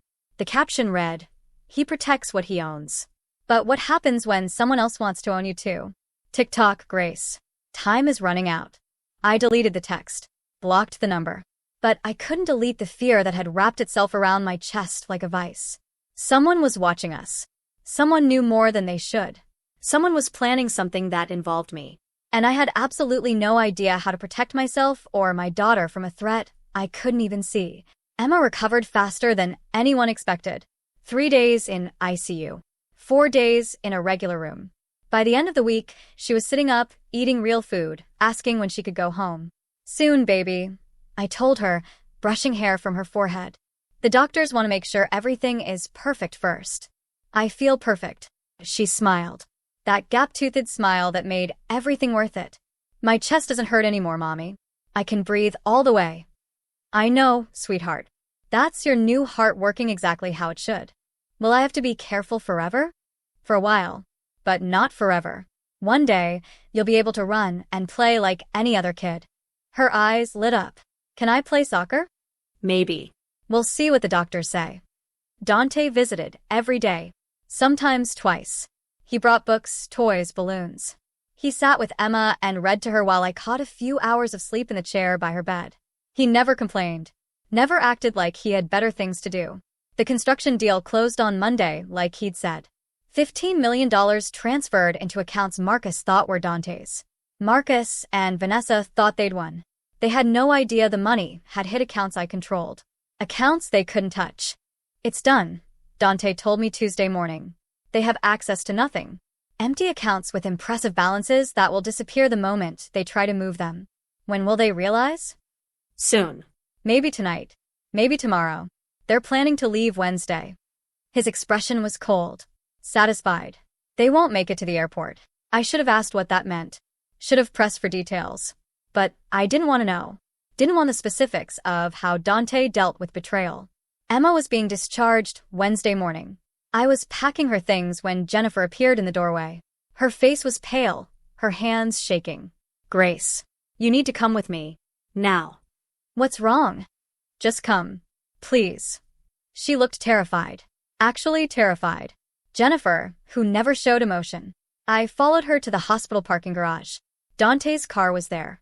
He stood beside it, his phone pressed to his ear, his expression darker than I'd ever seen it.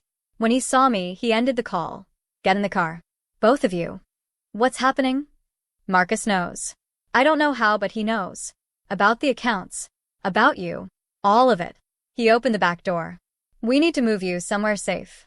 Right now." Emma's still inside. She's being discharged. Jennifer is handling it. She'll bring Emma to the safe house. "You're coming with me." "I'm not leaving my daughter." "Grace." His voice was sharp. Urgent. "Marcus has people at this hospital. He's looking for you. If he finds you before we can move you, Emma loses her mother." "Is that what you want?" The words hit like ice water. I got in the car. Dante drove fast. Too fast. Through traffic that blurred together. My phone rang. Unknown number. I answered without thinking. Grace Holland. A man's voice. Not Marcus. Someone else. "You have something that belongs to Mr. DeVito." "I don't know what you're talking about." $40 million. In accounts you control. "We want access codes. Account numbers. Passwords." "I don't have any of that." "Then I suggest you get it. You have until 6 o'clock tonight. After that, we start making your life very difficult." A pause. "Pretty little girl, your daughter. Be a shame if something happened during her recovery." The line went dead. I looked at Dante. He'd heard everything. His hands were white-knuckled on the steering wheel. "They threatened Emma." I heard. His voice was deadly calm. The kind of calm that came before violence. "They won't touch her. I have 12 men at that hospital. More on the way. Emma is safer than the president right now. But they know about her. They know she's vulnerable. They're desperate. Making threats they can't follow through on. Trying to scare you into giving them access to money that doesn't exist." He turned down a street I didn't recognize. "Marcus is smart. But he's not smart enough. He thinks he's 2 steps ahead. He's actually 3 steps behind." We pulled up to a house in a neighborhood I'd never been to. Nice but not too nice. The kind of place that didn't draw attention. Dante led me inside. The house was furnished, but felt empty. Like nobody actually lived there. This is a safe house, he explained. One of several I maintain. No one knows about it except me and 2 people I trust completely. You'll stay here until this is resolved. How long will that take? Hours. Maybe a day. He pulled out his phone, made a call. It's me. Status. I couldn't hear the other side. Just watched Dante's face as he listened. Good. Keep her there. No one in or out except medical staff we vetted. He paused. If Marcus or any of his people show up, you have my permission to handle it permanently. He ended the call. Looked at me. Emma is secure. Jennifer is with her. So are 8 of my best men. Marcus would need an army to get through them. What about Vanessa? Where is she? Something flickered across his face. That's complicated. What does that mean? He sat down heavily on the couch. Suddenly looked tired. Older. Vanessa is missing. She didn't show up to meet Marcus this morning. Her phone is off. Her apartment is empty. Her car is in her garage. You think something happened to her? I think she got smart. Realized Marcus was about to walk them both into a trap. Cut her losses and ran. He rubbed his face. Or Marcus figured out she was a liability and handled it. Handled it? You mean killed her? I mean, I don't know. But it's possible. He looked at me seriously. Marcus is unraveling. He thought he had everything planned perfectly. Now it's all falling apart. People do dangerous things when they're desperate. My phone rang again. Same unknown number. This time, I put it on speaker before answering. Grace. I'm disappointed you haven't called back with that information. I told you. I don't have it. Then I suggest you ask your boyfriend for it. Because the clock is ticking. 5 hours now. And I've just learned something very interesting about your daughter's medications. Did you know that the anti-rejection drugs she's on are very delicate? Very specific dosing. Too much or too little could be fatal. My blood turned to ice. Don't you dare. Then get me what I want. Account numbers. Passwords. Everything. Or Emma's next dose gets adjusted. Permanently. Marcus. Dante's voice was cold steel. You're making a very big mistake. Silence on the other end. Then, Dante. Should have known you'd be there. Playing hero for your little whore. Where's Vanessa? Vanessa served her purpose. She's no longer relevant. You killed her. I eliminated a liability. She was getting cold feet. Talking about going to you, confessing everything. I couldn't have that. Marcus laughed. Dark and ugly. But don't worry. I made it quick. Professional. She didn't suffer. Dante's expression didn't change. But something in his eyes went dead. Flat. You killed my fiancée. Your fiancée was a cheating, greedy bitch who would have sold you out the first chance she got. I did you a favor. Another laugh. But enough about her.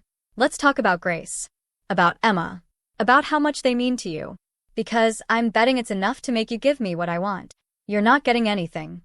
Then Emma dies. Tonight. Painlessly if you're cooperative. Very painfully if you're not. Your choice. The line went dead. I couldn't breathe. Couldn't think. Emma. They were going to hurt Emma. Dante was already on his phone. Lock down that hospital. No one in or out. Pull all of Emma's medications into the secure room. Replace her nurse with one of ours. Do it now. He hung up. Made another call. I need a team at the safe house. Armed. Now. And I need you to track a phone number. He rattled off the number that had just called. I want his location in the next 10 minutes. He ended the call. Looked at me. Emma is safe. I promise you. Marcus can't touch her. He said he'd adjust her medications. He won't get the chance. Her medications are already secured. Her nurse is already replaced. He has no access. No way in. He pulled me close. Not romantic. Just protective. I won't let him hurt her. I won't let him hurt you. You have my word. Why is this happening? My voice cracked. Why can't they just take their money and leave? Because there is no money. They tried to steal from me and found empty accounts. Now they're panicking. Desperate. Trying to leverage the only thing they think matters to me. He pulled back, looked at me intently. You. You and Emma. They think you're my weakness. Aren't we? He didn't answer. Just looked at me with those dark, unreadable eyes. His phone buzzed. He answered, listened, his face darkening. You're sure? Okay. Keep eyes on him. Don't engage unless he makes a move. I'm on my way. What? Marcus is at the hospital. Or near it. My people spotted him 2 blocks away. Dante stood up, pulled a gun from a drawer I hadn't known was there. Stay here. Lock the doors. Don't open them for anyone except me or Jennifer. Understand? You're going to kill him. I'm going to end this. There's a difference. He headed for the door, then stopped. Turned back. Grace. No matter what happens, no matter what you hear, Emma is safe. That's all that matters. Remember that. He left before I could respond. I sat in that empty safe house and tried not to fall apart. Emma was at the hospital. Marcus was near the hospital. Dante was going to the hospital. And I was here. Useless. Helpless. My phone buzzed. A text from Jennifer. Emma is fine. Don't worry. We have her. Another text. This one from an unknown number. When I opened it, my hand started shaking so hard I almost dropped the phone. It was a video.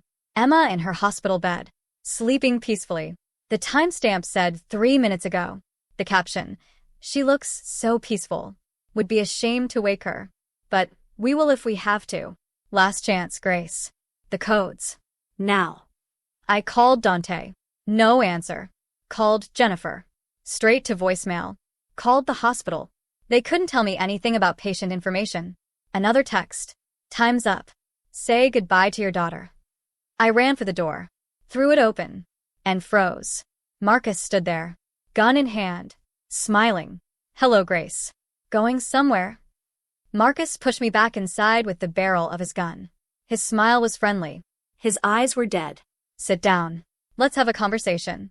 How did you find me? Please. You think Dante is the only one with resources? I've been tracking you since you left the hospital. Followed at a distance. Watched Dante bring you here. He settled into the chair across from me, gun resting casually on his knee.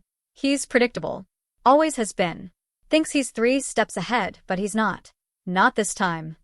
What do you want? What I've wanted since this started. The access codes to the accounts. The ones Dante transferred to your name. $40 million that belongs to me. It doesn't belong to you. You stole it. Semantics. He waved the gun dismissively. Dante stole it first. From people like the Castellanos. From business owners who had no choice but to pay his protection fees. From desperate people who borrowed money at rates that should be illegal. He built his empire on theft and violence. I'm just taking what he took from others. That doesn't make it right. Right and wrong are concepts for people who can afford morality. I can't. He leaned forward. My parents were killed in a robbery when I was 16. You know who owned the store they died in? Who owned half the neighborhood? Dante's father. And when my parents couldn't pay their protection money, when they fell behind by a few $1,000s, the elder Moretti made an example. Hired someone to rob the store. Sent a message to everyone else about what happens when you don't pay. I stared at him. Dante's father killed your parents? As good as. And when Dante took over, you think he made it right? Offered compensation? Apologized? Marcus laughed bitterly. He didn't even remember. When I told him who I was, what had happened, he looked at me like it was ancient history. Business. Nothing personal. So, this is revenge? This is justice. I've spent 5 years building his trust, learning his operation, finding his weaknesses. And now I'm taking what's owed to me. $40 million doesn't bring back my parents, but it's a start. I almost felt sorry for him. Almost. Until I remembered he'd killed Vanessa. Threatened Emma. Pointed a gun at me. I don't have the codes, I said. Dante never gave them to me. I just signed papers. Everything else was handled by lawyers. That's disappointing. He stood up. Because I really hoped we could do this the easy way. There is no easy way. Even if I wanted to help you, I can't. I don't have what you need. Then I guess we move to plan B. He pulled out his phone. Typed something. My phone buzzed a second later. Another video. Emma in her bed. But this time, someone stood beside her. A man in scrubs I didn't recognize. His hand rested on her foreline. That's my associate, David. Former anesthesiologist. Lost his license for some ethical violations. Doesn't matter. He knows exactly how much potassium chloride it takes to stop a heart. especially a weak one that just had transplant surgery. Marcus smiled. One text from me, and Emma dies. Peacefully. Looks just like a complication from surgery. Tragic, but not suspicious. Dante has men at the hospital. Your guy will never make it out. David knows that. He's willing to die for the cause. See, he lost his parents too. Different circumstances. But same outcome. Dante's empire destroyed his family, just like it destroyed mine. He sat back down. There are a lot of us, Grace. People Dante has hurt. People waiting for the chance to hurt him back. You're just caught in the middle. So let me go. Let Emma go. We're not part of this. You became part of it the moment Dante decided you mattered. The moment he brought you into his world. Marcus leaned forward. Here's what's going to happen. You're going to call Dante. Tell him you have a gun to your head. Tell him if he wants you alive, he brings me those access codes. 1 hour. Alone. He won't do it. He will. Because you're not just his employee anymore. You're something more. I've seen how he looks at you. How he protects you. How he risked everything to save your daughter. Marcus smiled. He cares about you, Grace. That makes you valuable. And dangerous. For him. He was right. I'd seen it too. The way Dante touched my shoulder. The way he stayed at the hospital. The way he'd kissed my forehead like it was natural. Like we were something more than what we claimed to be. Make the call. I picked up my phone with shaking hands. Dialed Dante.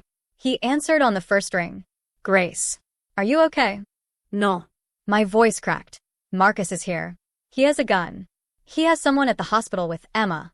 He wants the access codes or he'll kill us both. Silence on the other end. Then, very quietly, put him on. I handed the phone to Marcus. Dante. Good to hear your voice. Marcus sounded cheerful. Friendly. I believe Grace explained the situation. You have 1 hour. Bring the codes. Come alone. If I see any of your people, if I even suspect you've told anyone where you're going, Grace dies. Emma dies. And you get to live with that knowledge for however long you have left. He paused, listening. I'm at your safe house on Maple Street. The one you thought nobody knew about. See you soon. He ended the call. Tossed my phone across the room. Now we wait. 53 minutes later, Dante knocked on the door. Marcus made me answer it. Gun pressed to my spine. Dante stood on the porch, looking calm. Too calm. Come in. Slowly. Hands where I can see them. Dante walked in with his hands raised slightly. His eyes found mine, checking for injuries. Then they moved to Marcus. You kill Vanessa. I did what was necessary. She was innocent. She didn't deserve to die. Marcus laughed. Innocent? She helped me steal from you. She slept with me while wearing your ring. She planned to disappear with money we both stole. She was many things, Dante. Innocent wasn't one of them. Where's her body? Somewhere you'll never find it. Does it matter? You were planning to kill her anyway. I just saved you the trouble. Dante's expression didn't change. Do you have the codes? I have something better. Dante reached into his jacket slowly. Pulled out a USB drive. Everything. Account numbers. Passwords. Instructions for access. All of it. Toss it here. Dante tossed the drive. Marcus caught it, plugged it into his laptop one-handed. Gun still pointed at me. He typed. Clicked. His eyes widened. This is really it. 40 million. All accessible. He looked up. You're just giving it to me? I'm trading it for Grace and Emma. That's the deal. The deal was codes for Grace. Emma was extra leverage. But fine. I'm feeling generous. He stood up, gun still trained on me. Here's what happens next. I leave. I disappear. If you or any of your people try to follow me, if I even think someone is tracking me, I make one call and Emma dies. Understood? Understood. Good. Marcus backed toward the door, keeping us both in sight. Grace, you're coming with me. Insurance. Once I'm clear, once I'm somewhere safe, I'll let you go. You have my word. Your word means nothing, I said. It means more than his. Marcus jerked his head toward Dante. At least I'm honest about what I am. He pretends to be civilized while running a criminal empire. I'm just a criminal. Let her go, Dante said quietly. Take the money. Disappear. But let her go. She's not part of this. She became part of this when you decided she mattered. Marcus grabbed my arm, pulled me toward the door. Don't follow. Don't try to be a hero. Just let this end. We were at the door when it happened. When everything went wrong. Or right. Depending on perspective. Marcus's phone rang. He glanced at it. His face went white. No. That's not possible. What? I asked. He answered the phone. Listened. The gun in his hand started shaking. You're lying. She's dead. I killed her. He hung up, looked at Dante, with pure fury. What did you do? Dante smiled. Finally. Vanessa isn't dead. She's in FBI custody. Telling them everything. About you. About the theft. About the murder you just confessed to on tape. What tape? The wire Grace has been wearing since she left the hospital. Dante's smile widened. Every word you said. Every threat. Every confession. All recorded. All admissible in court. Marcus looked at me. At the tiny device hidden in my necklace. At the betrayal he hadn't seen coming. You played me. I saved my daughter, I said. And myself. That's all I did. Marcus raised the gun. Pointed it at Dante. Then I guess I have nothing left to lose. The next few seconds happened in slow motion and too fast all at once. The door burst open behind us. Federal agents. Guns drawn. Shouting. Marcus Spoon. Fired once. Twice. Dante pushed me down. Covered my body with his. More gunfire. Deafening in the small space. Then silence. I looked up. Marcus was on the ground. Not moving. Blood pooling beneath him. 3 agents stood over him, guns still raised. Dante pulled me to my feet. Are you hurt? No. I'm okay. I was shaking so hard I could barely stand. Emma. Is she really okay? She's fine. The man Marcus had at the hospital was arrested 2 hours ago. He was one of ours. Playing the part to keep Marcus believing he had leverage. Dante steadied me. You're safe. Emma's safe. It's over. An FBI agent approached. Older man. Gray hair. Kind eyes. Miss Holland. Agent Morrison. We need to get your statement. But first, we need to check you out. Make sure you're not injured. I've fine. I need to see my daughter. We'll take you to the hospital. Right now. He gestured to another agent. Take her to the hospital. Stay with her until we're done here. I looked at Dante. You knew. This whole time. You knew Marcus would come here. I suspected. I couldn't take the chance of being wrong. So I wired you. Brought in the FBI. Set a trap. He touched my face gently. I'm sorry I couldn't tell you. You had to be genuinely afraid for it to be convincing. You used me as bait. I protected you. There's a difference. He stepped back. Go see Emma. We'll talk later. After you've both had time to process. An agent led me to a car. Drove me to the hospital. I ran through the hallways to Emma's room. Jennifer was there. Emma was awake. Safe. Whole.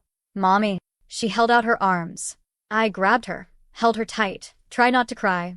It's okay, baby. Everything's okay now. I had a bad dream. About scary men. But Jennifer said it was just medicine dreams. That they weren't real. That's right. Just dreams. Nothing to worry about. I held my daughter, and thanked God or fate or whatever had kept us both alive. Had brought Dante into our lives at exactly the right moment. Had turned a slap in a restaurant into salvation. Later that night, after Emma fell asleep again, I sat in the dark hospital room and tried to process everything. Marcus was dead. Vanessa was alive and cooperating with the FBI. Dante's empire was intact. Emma was safe. And I was, what? Grateful? Traumatized? Changed? All of the above. Dante appeared in the doorway around midnight. Quiet. Careful not to wake Emma. Can we talk? I followed him to a private waiting room. We sat in plastic chairs under fluorescent lights that made everything feel surreal. The FBI will want your full statement tomorrow, he said. Everything Marcus said. Everything that happened. It's going to be a long process. I'll tell them everything. Including your involvement with my financial restructuring? I looked at him sharply. Are you worried I'll implicate you? No. I'm worried they'll try to use you against me. Pressure you into testifying about things you don't fully understand. Things that could be complicated. Are you asking me to lie? I'm asking you to be careful. To think about what you say. To protect yourself and Emma first. He leaned forward. Marcus was right about one thing. I'm not a good man. My empire is built on things that live in gray areas. Things that could be interpreted as illegal if someone wanted to make the case. But you saved us. I did. And I'd do it again. But that doesn't change what I am. Or what I do. He looked at me with those dark eyes. You have a choice now, Grace. You can walk away. Take Emma. Start over somewhere new. I'll make sure you have money, resources, everything you need to disappear and never look back. Or you stay. You and Emma. Here. With me. As part of my life. My real life. Not just my employee. Something more. What does more mean? He took my hand. Gently. Carefully. It means I care about you. More than I should. More than is smart. It means I want you in my life in a way that's honest and real. It means I'm asking you to trust me with your future. And Emma's. That's a lot to ask after everything that just happened. I know. That's why I'm giving you the choice. I won't pressure you. Won't manipulate you. Whatever you decide, I'll respect it. But I needed you to know. Needed you to understand what I'm offering. I looked at this man who'd saved my daughter. Who'd protected us. Who'd put himself at risk to keep us safe.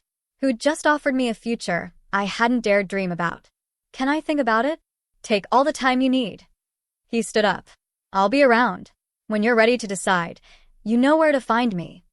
He left me sitting in that waiting room with the biggest decision of my life hanging over me.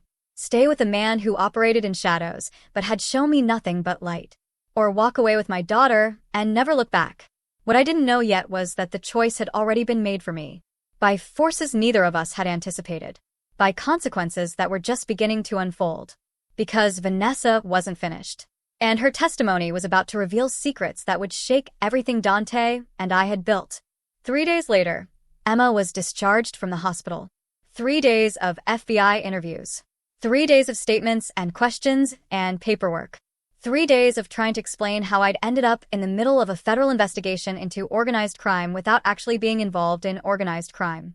The agents were patient but thorough. They wanted to know everything about my relationship with Dante. How we'd met. Why he'd hired me. What I knew about his business operations. What I'd signed. What I'd agreed to.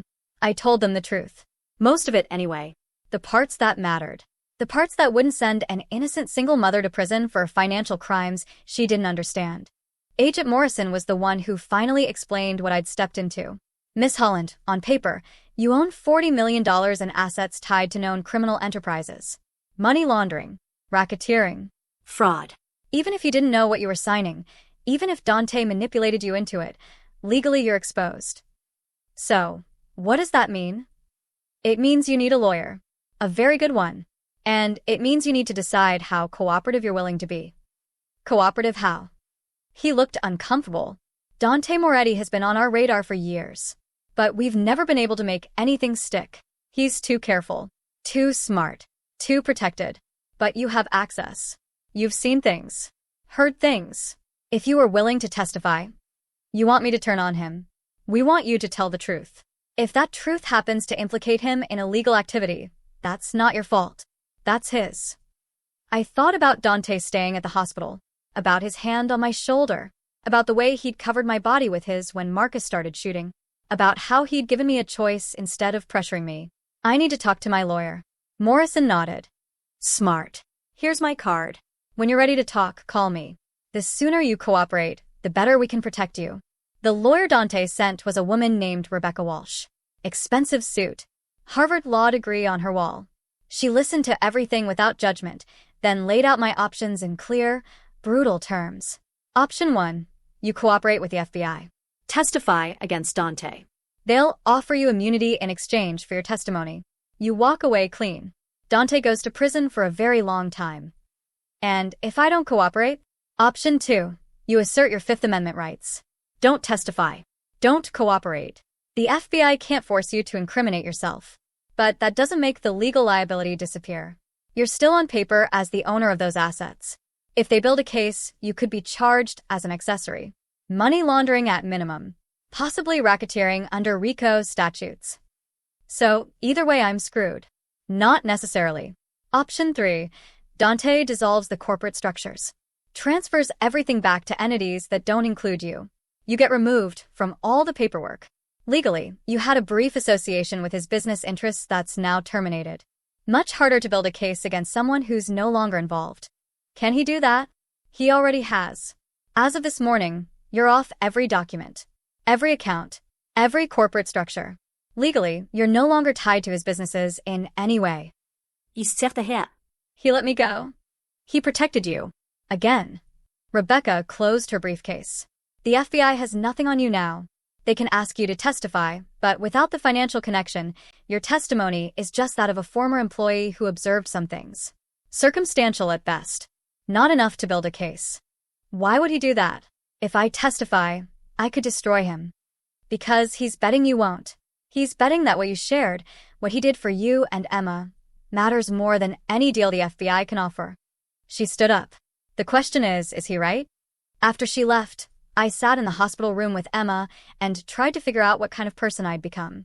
A person who'd watched a man confess to murder on tape, who'd helped set up a federal sting operation, who now had to decide whether to destroy the man who'd saved her daughter's life.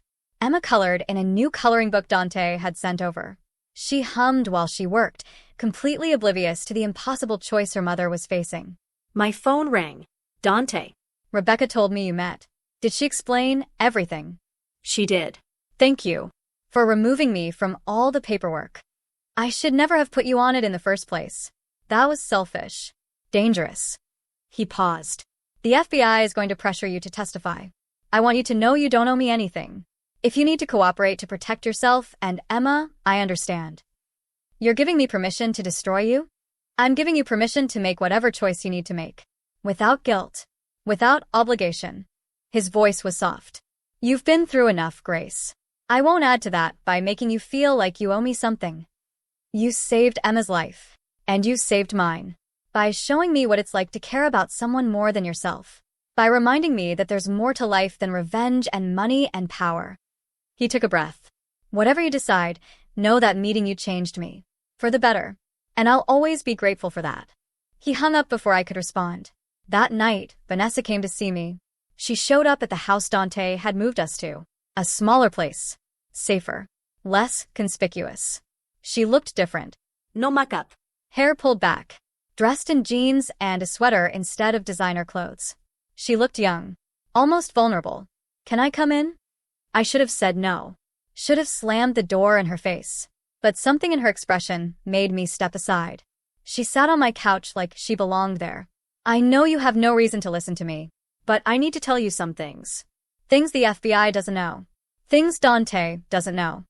Why would you tell me anything? Because you're the only person in this mess who's actually innocent. And you deserve to know the truth before you make your choice. She twisted her hands together. Marcus didn't kill me because I got smart. He didn't kill me because Dante's men got there first. They found me tied up in Marcus's apartment. He was planning to kill me after he got the money. Make it look like I'd betrayed Dante and disappeared. So you were a victim too. In a way. But I wasn't innocent. She looked at me with red eyes. I did help Marcus steal. I did cheat on Dante. I did put a price on your head because you embarrassed me. I was petty and cruel and selfish. And I'm sorry. Truly sorry. Sorry doesn't undo what you did. I know. But maybe the truth does. Maybe telling you everything helps balance the scales. She took a breath. Dante's father did have Marcus's parents killed. Marcus wasn't lying about that. It was business. Brutal business. But true. And when Marcus came to work for Dante, I knew who he was. I knew why he was really there. And I helped him because why? Because I wanted to hurt Dante. Not because he'd done anything to me, but because he never loved me. He was marrying me for business reasons. Stratégique alliance. And I wanted to be loved, not used. Tears ran down her face. So I helped Marcus plan everything. I gave him access to information. I distracted Dante. I made myself useful to the revenge. Why are you telling me this? Because the FBI is going to offer you a deal. Testify against Dante, and they'll give you immunity, protection, everything you need. But what they won't tell you is that taking that deal means Dante loses everything. Not just his freedom, his life. There are people in prison who would kill him the first chance they got. People whose families he destroyed. People who've been waiting years for payback. That's not my responsibility. No. It's not.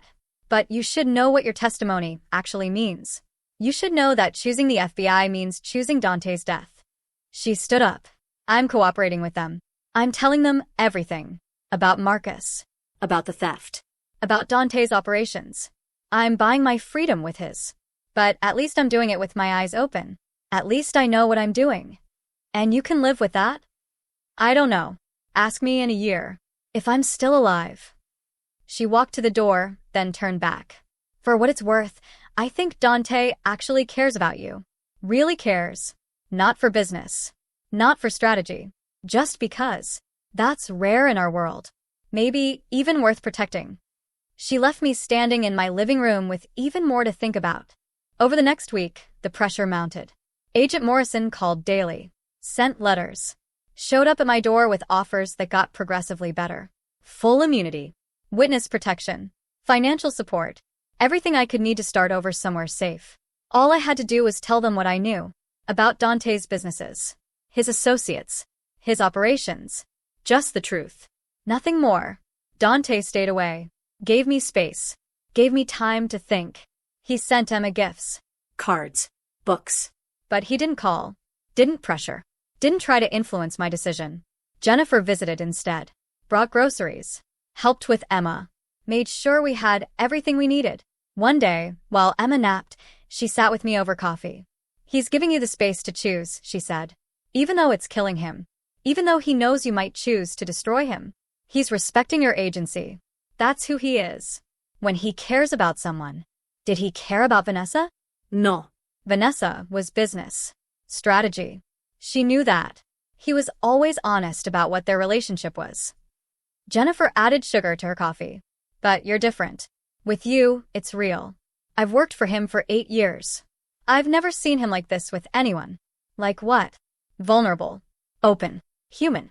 She smiled slightly. He's been a machine for so long. All business. All strategy. No room for actual feelings. Then you showed up and reminded him what it's like to care about something more than revenge and money. I don't know what to do, I admitted. The FBI is offering me everything. Safety. Security. A fresh start. And all I have to do is tell the truth. Then tell the truth. But make sure you're telling your truth. Not theirs. Jennifer looked at me seriously. The FBI doesn't care about you, Grace. They care about taking down Dante. You're just a tool to them. Once you've served your purpose, you'll be alone in witness protection with a daughter who needs ongoing medical care and support they won't really provide. And Dante will provide that? Dante already has. Emma's medical care is paid for. For life. Trust fund that the FBI can't touch. Can't freeze. Can't take away. He did that the day after her surgery. Before Marcus. Before any of this. She set down her coffee. He takes care of the people who are his. Always. That's not a manipulation. It's who he is. After she left, I sat with Emma and watched her play. She looked so much healthier. Color in her cheeks. Energy in her movements. All because Dante had made it possible. That night I made my decision. I called Agent Morrison. I'm not testifying. I'm asserting my Fifth Amendment rights. I won't cooperate with your investigation. Miss Holland, I strongly advise against this. You're throwing away immunity, protection, everything we're offering. I'm protecting my daughter. That's all I've ever done. That's all I'm doing now. You're protecting a criminal. I'm making a choice. That's my right. He tried to argue, tried to pressure, tried to scare me with talk of conspiracy charges and legal liability. But Rebecca had already explained. Without my testimony, without my cooperation, they had nothing on me. Just speculation and suspicion. Not enough to prosecute. After I hung up, I called Dante. It's done. I'm not testifying. Silence on the other end. Then, very quietly, thank you. Don't thank me yet. I have conditions. Name them. I want the truth. About everything. Your business. Your past. What you really do. No more shadows. No more coded language. If Emma and I are going to be in your life, I need to know exactly what that means. Okay. Come to the house tomorrow. I'll tell you everything. And I want something else. Something bigger. What? I want you to go legitimate. Real businesses. Legal operations. No more gray areas. No more violence. No more things that get people killed. I took a breath. I can't watch Emma grow up in a world where people show up with guns. Where federal agents raid our house. Where the man I stopped. Couldn't finish that sentence yet. The man you what? His voice was soft. Hopeful. The man who saved us might end up dead or in prison. I can't live like that. Emma can't live like that. That's a big ask, Grace. That means dismantling everything I've built. Everything I've worked for. Then I guess you have to decide what matters more. Your empire or your future. Your revenge or your life. I looked at Emma, sleeping peacefully in her bed. I've already made my choice. I chose her. I'll always choose her. The question is, what do you choose? He was quiet for a long moment. When he spoke, his voice was different. Lighter. Almost relieved. I choose you. Both of you. I'll start the transition tomorrow. It'll take time. Months, maybe a year. But I'll do it. I'll go legitimate. Why? Why give up everything for us? Because for the first time in my life, I have something worth more than money or power or revenge. I have a reason to be better. You and Emma are that reason. He paused. I love you, Grace. I know it's too soon. I know it's complicated. But it's true. And I'd rather lose my empire than lose you. The words hung in the air. Heavy. Real. Terrifying and beautiful at the same time. I don't know if I love you yet, I said honestly. But I could. If you really do this. If you really become the man I think you could be. Then watch me. Give me a chance to prove it. Okay, one chance. Don't waste it. After we hung up, I sat in the dark and tried to process everything. I'd just turned down federal protection to bet on a mobster reforming. I'd just risked my daughter's future on the promise of a man I'd known for less than 2 months. I was either incredibly brave or incredibly stupid. Time would tell which. What I didn't know was that Vanessa's testimony was about to reveal something that would test everything Dante and I had just promised each other. Something that would force us both to confront the darkest parts of his past. Something that would make me question whether redemption was even possible. 6 months later, everything had changed. Dante kept his promise.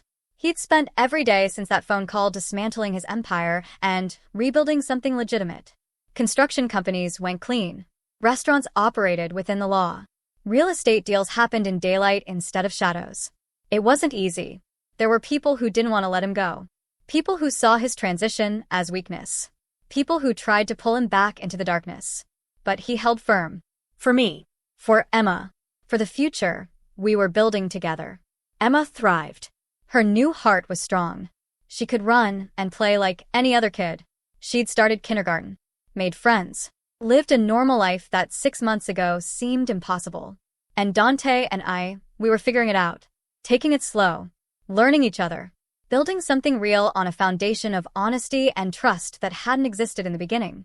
I'd moved into his house permanently. Not as his employee. Not as his assistant. As his partner. In business and in life. We were careful around Emma. Didn't push too fast. Let her adjust to having Dante around as a constant presence. She adored him. Called him Dante. Sometimes Mr. Dante when she was being formal. He taught her to play chess. Read to her every night. Made her laugh with terrible jokes. He was good with her. Natural. Patient. He'd make a good father someday. The thought still scared me. But in a good way. In a this could actually be my life way. Then the trial started. Vanessa's testimony had triggered a massive federal investigation. Not just into Dante's old operations. Into dozens of connected individuals. Criminal enterprises that had operated for decades. The trial was being called the biggest organized crime prosecution in 20 years. And I had to be there. Not as a defendant. As a witness. The FBI had subpoenaed me to testify about what I'd observed. About Marcus. About the threats. About that night at the safe house. I wasn't testifying against Dante specifically. But my presence at the trial meant being in the same room as people who wanted him dead. People who blamed him for their families being destroyed. People who saw me as complicit in his crimes just by being with him. The courthouse was a fortress. Security everywhere. Metal detectors. Armed marshals. Crowds of reporters and protesters. Signs calling Dante a monster. Calling for justice. Calling for blood. Dante walked me to the courthouse steps but couldn't go inside. He was on the witness list too. Later. After the FBI built their case with other testimony. You'll be fine, he said, straightening my jacket. Just tell the truth. Answer their questions. Don't elaborate. Don't speculate. Just facts. I'm scared. I know. But you're strong. Stronger than you think. He kissed my forehead. I'll be waiting right here when you're done. Inside, the courtroom was packed. Defendants in suits looking bored or angry. Lawyers everywhere. Families of victims crying quietly. FBI agents watching everything. Agent Morrison found me outside the courtroom. Miss Holland, thank you for coming. We'll call you this afternoon. Probably around 2. Just answer the questions honestly. The defense attorneys might be aggressive. Don't let them intimidate you. I'll try. And Grace. He lowered his voice. Be careful. There are people here who aren't happy about your relationship with Dante. People who see you as a traitor. Watch your back. The warning made my skin prickle. But I nodded and took my seat in the witness waiting room. At 2:15, they called my name. Walking into that courtroom felt like walking into a gladiator arena. Every eye turned to me. Judging. Assessing. Hating. I took the oath. Sat in the witness box. Tried to breathe normally. The prosecutor was a woman named Sarah Chen. Mid-40s. Sharp-eyed. She smiled at me kindly. Miss Holland, thank you for being here. I know this is difficult. I'll try to make it as painless as possible. She asked about meeting Dante. About the restaurant. About Vanessa and Marcus. About the threats against Emma. About that night at the safe house. I answered everything honestly. Calmly. Just facts like Dante had said. Then the defense attorney stood up. A man named Richard Stein. Expensive suit. Predatory smile. He approached the witness box like a shark circling prey. Miss Holland. Or should I say, Miss Holland Moretti? I understand congratulations are in order. I blinked. Excuse me? You and Mr. Moretti. You're engaged, correct? As of last week. My heart stopped. We weren't engaged. Dante hadn't proposed. Where did that come from? No. We're not engaged. Really? That's not what our information suggests. He pulled out a document. This is a marriage license application. Filed in Clark County, Nevada. 1 week ago. Names listed, Dante Moretti and Grace Holland. The courtroom exploded. Gasps. Whispers. Reporters frantically typing. The judge banged her gavel for order. I stared at the document. It had our names. Our signatures. But I'd never signed that. Never been to Nevada. Never. Oh God. Your Honor. Sarah Chen was on her feet. This is clearly a forgery. My witness has had no knowledge of this document until this moment. If it's a forgery, it's a very good one. Notarized. Official seals. Everything proper. Stein smilet. Or perhaps Miss Holland is simply being less than honest about her relationship with a known criminal. Objection. Sustained. Mr. Stein, watch yourself. But the damage was done. The courtroom was chaos. Questions flying. Accusations. Suspicion. The judge called a recess. I was escorted out of the courtroom by marshals. Agent Morrison was waiting. Did you know about this? No. I swear. I've never seen that document before. Someone's trying to discredit you. Make you look like you're too involved with Dante to be a credible witness. He ran his hand through his hair. This is bad, Grace. This makes everything you testified to questionable. But I told the truth. I know. But that doesn't matter now. Perception is reality in a trial. They let me go after an hour of questions. I walked out of the courthouse in a daze. Dante was waiting on the steps like he'd promised. When he saw my face, he pulled me into his arms. What happened? Someone forged a marriage license. With our names. Made it look like we're getting married. I pulled back. Did you do this? To discredit the prosecution. What? No. Grace, I would never do that. Never. He looked genuinely shocked. Scared even. Who would do this? Who benefits from making you look dishonest? That's when it clicked. Who had access to our personal information? Who knew enough about us to forge convincing documents? Who had motive to destroy both our credibility? Vanessa. Dante's eyes widened. She's testifying. If she can make you look compromised, make me look like I'm manipulating witnesses, it strengthens her case. Makes her look more credible by comparison. But she's in federal custody. How could she forge documents? She has resources. Family money. Connections. If she wanted to sabotage us, she could. He pulled out his phone. I'm calling Rebecca. We need to prove this is a forgery. Now. Over the next 72 hours, Rebecca worked miracles. She proved the signatures were forged. Showed the notary stamp was fake. Demonstrated that neither Dante nor I had been in Nevada on the date listed on the license. The prosecutor filed a motion to strike Stein's questioning from the record. The judge granted it. My testimony was reinstated as credible. But the whispers didn't stop. The press had the story. Conservative blogs ran headlines about mobster's girlfriend lying under oath. Liberal sites accused me of being complicit in organized crime. Social media was a nightmare. I stayed off my phone. Stayed away from news. Focused on Emma and on getting through each day. Then Vanessa's testimony day arrived. I wasn't supposed to be there. Witnesses weren't allowed to observe other testimony. But I snuck in. Sat in the back. Wore sunglasses and a hat. Needed to hear what she'd say. Vanessa looked different on the stand. Older. Harder. Prison didn't suit her. She'd lost the polish. The shine. She looked like what she was now. A criminal facing serious time. The prosecutor asked about her involvement with Marcus. About the theft. About the plans to disappear. Vanessa answered everything. Calmly. Clearly. Painting herself as a victim manipulated by Marcus. A woman who'd made mistakes but was trying to make things right. Then they asked about Dante. Miss Kane, in your relationship with Mr. Moretti, did you ever witness illegal activity? Yes. Frequently. Can you describe what you witnessed? Dante ran multiple criminal enterprises disguised as legitimate businesses. Protection rackets. Money laundering. Loan sharking. I saw him order violence against people who crossed him. I saw him make people disappear. My blood ran cold. She was lying. She had to be lying. Dante had done bad things, yes. But not since I'd known him. Not since he'd promised to go legitimate. Unless he'd been lying to me all along. Did you ever fear for your safety? The prosecutor asked. Constantly. Dante Moretti is a dangerous man. He's charming and generous when it suits him. But cross him, disappoint him, become inconvenient, and you become a problem to be solved. She looked directly at the gallery. At me, though she couldn't know I was there. I hope Grace Holland realizes what she's gotten herself into. Before it's too late, the courtroom murmured. The judge called for order. And I sat there frozen, wondering if the man I'd fallen in love with was exactly the monster Vanessa claimed he was. When court adjourned, I waited outside. Dante emerged with Rebecca. When he saw me, his face went carefully neutral. You weren't supposed to be here. I needed to hear it. What she said. Was any of it true? Grace. Tell me the truth.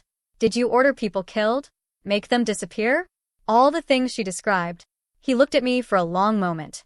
Then, very quietly, yes. The word hit like a physical blow. When? Before you. Before Emma. Before I decided to change. He stepped closer.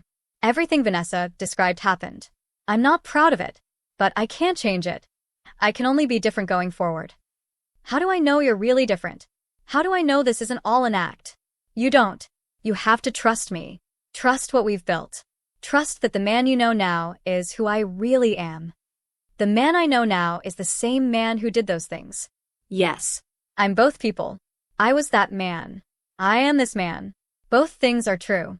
He reached for my hand. I pulled away. Grace. Please. Don't let her poison what we have. Don't let her win. This isn't about winning. It's about truth. About knowing who I'm with. Who I'm bringing into Emma's life. You know who I am. I've been honest with you. About my past. About what I've done. I've never hidden it. He was right. He had been honest. As honest as someone like him could be. But hearing it described in detail in a courtroom, hearing the specifics, made it real in a way it hadn't been before. I need time, I said. To think. To process. To figure out if I can really live with this. How much time? I don't know. However long it takes. He nodded slowly. Pain in his eyes, but acceptance too. Okay. Take your time. I'll wait. For as long as you need. I walked away from him. From the courthouse. From the chaos. Got in my car and drove to Mrs. Chen's apartment. Emma was there. Playing with Mrs. Chen's granddaughter. Happy and oblivious. Mommy. She ran to me. Can we get pizza for dinner? Sure, baby. Pizza sounds perfect. I took my daughter home. Ordered pizza. Watched her eat and laugh and be a kid. And I tried to figure out if the man who'd save her life was someone we could build a future with. Or if Vanessa was right. If Dante was too dangerous, too dark, too broken to ever really change. That night, after Emma fell asleep, I sat in the kitchen and cried. Not from fear. From confusion. From loving someone who'd done terrible things. From not knowing if love was enough to outweigh the darkness. My phone buzzed. A text from Dante. Whatever you decide, know that you and Emma changed my life. Made me want to be better. Even if you walk away, I'll always be grateful for that. I love you both. I stared at the text for a long time. Then I made a decision. I called Rebecca. I need you to do something for me. Something that might destroy everything. But I need to know the truth. What truth? I need you to investigate Dante. Really investigate. Everything he's done in the last 6 months. Every business deal.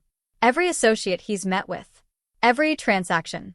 I need to know if he's really gone legitimate or if he's been lying to me. Grace, that's asking me to turn on my own client. I know. But if you don't, I will. I'll hire someone else. Someone who won't be as careful. Someone who might find things that could hurt him even if he's innocent. I took a breath. Do this for me. Prove he's really changed. Or prove he hasn't. Either way, I need to know. Silence on the other end. Then, okay. Give me a week. I'll find out everything. But Grace, be prepared for answers you might not want. I'm already prepared. I've been preparing since the day I met him. 1 week later, Rebecca called me to her office. She had files spread across her desk. Thick folders full of documents and photos and evidence of something. I did what you asked. Investigated every aspect of Dante's business dealings for the past 6 months. Every meeting. Every transaction. Every associate. She looked at me seriously. You're not going to like some of what I found. My heart sank. He's still involved in criminal activity. No. Actually, the opposite. He's completely clean. Every business is legitimate. Every transaction is legal. Every associate is above board. He really did it, Grace. He really went straight. Relief flooded through me. Then why won't I like what you found? Because of how much it's costing him. He's bled money making the transition. Millions of dollars in lost revenue. Partnerships he had to dissolve. Associates who turned on him when he refused to continue illegal operations. He's made enemies, Grace. Dangerous enemies who see his reform as betrayal. She pulled out photos. Men with dead eyes. Police reports about threats. Security footage of people surveilling Dante's properties. He's in danger. Real danger. From people who want him dead for going legitimate. For turning his back on them. For choosing you and Emma over the empire. Rebecca looked at me intently. He gave up everything to be with you. His money, his power, his protection. All of it. Because you asked him to. I stared at the evidence. At proof of Dante's sacrifice. At the price he was paying for keeping his promise. Does he know you're showing me this? No. And he'd be furious if he did. He doesn't want you to know how much this is costing him. Doesn't want you to feel guilty or obligated. He wants you to choose him because you want to, not because you feel like you owe him. But I do owe him. Emma and I both do. That's not how he sees it. To him, you gave him something more valuable than money or power. You gave him a reason to be better. A future worth fighting for. That's priceless. I gathered up the files. Can I keep these? They're yours. Do with them what you want. Rebecca stood up. For what it's worth, I've represented a lot of criminals in my career. Most of them are exactly what you'd expect. Selfish, violent, incapable of real change. But Dante? He's different. What you two have is real. Don't throw it away, because of who he used to be. I went home with the files. Read through everything twice. Then I made my choice. That night, I called Dante. Can you come over? We need to talk. I'll be there in 20 minutes. He arrived looking nervous. Uncertain. Like he was preparing for the worst. I led him to the living room. Emma was at a sleepover. We were alone. I had Rebecca investigate you. I said without preamble. Your businesses. Your associates. Everything you've done for the past 6 months. His face went carefully blank. And you kept your promise. You really did go legitimate. Completely. I took a breath. But you didn't tell me what it's costing you. The money you've lost. The enemies you've made. The danger you're in. That's not your burden to carry. It is if I'm part of your life. If Emma and I are the reason you're in danger. I moved closer to him. Why didn't you tell me? Because I didn't want you to choose me out of guilt or obligation.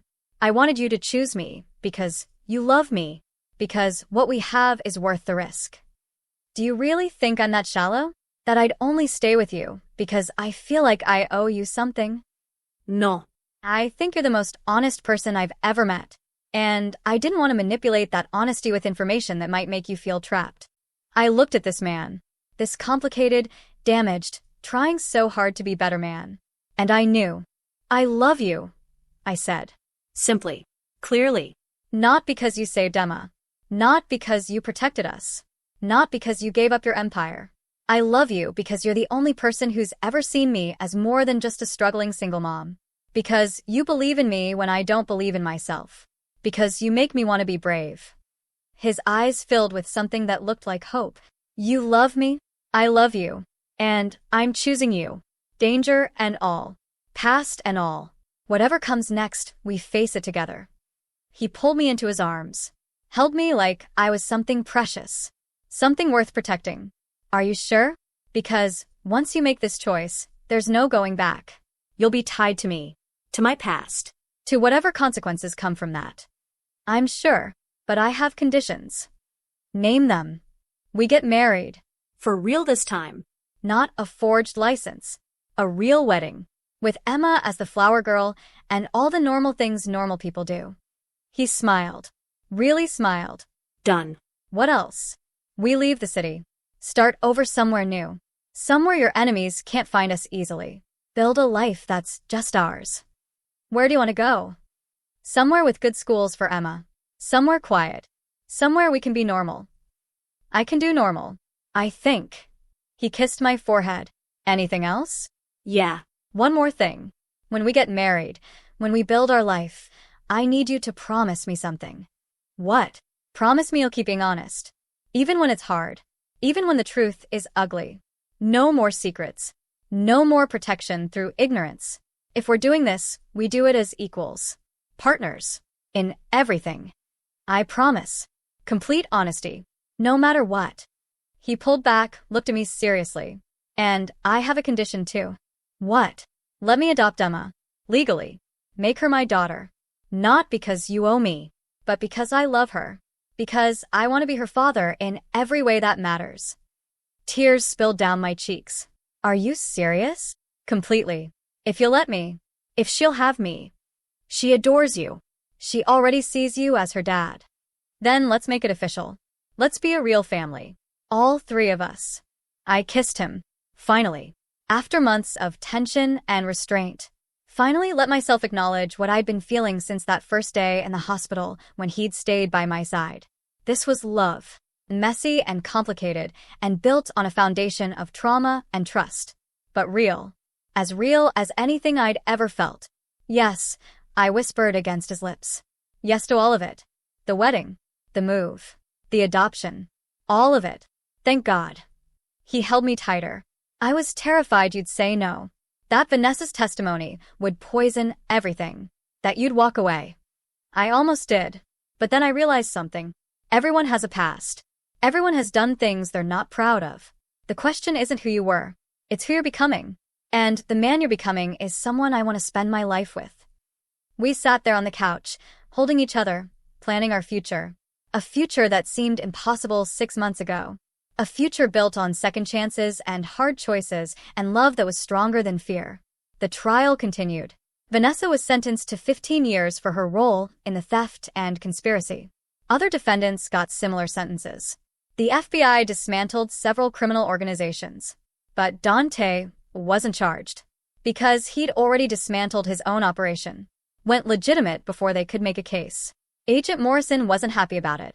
But there was nothing he could do. No evidence of current criminal activity. Just suspicion and frustration that the big fish had gotten away.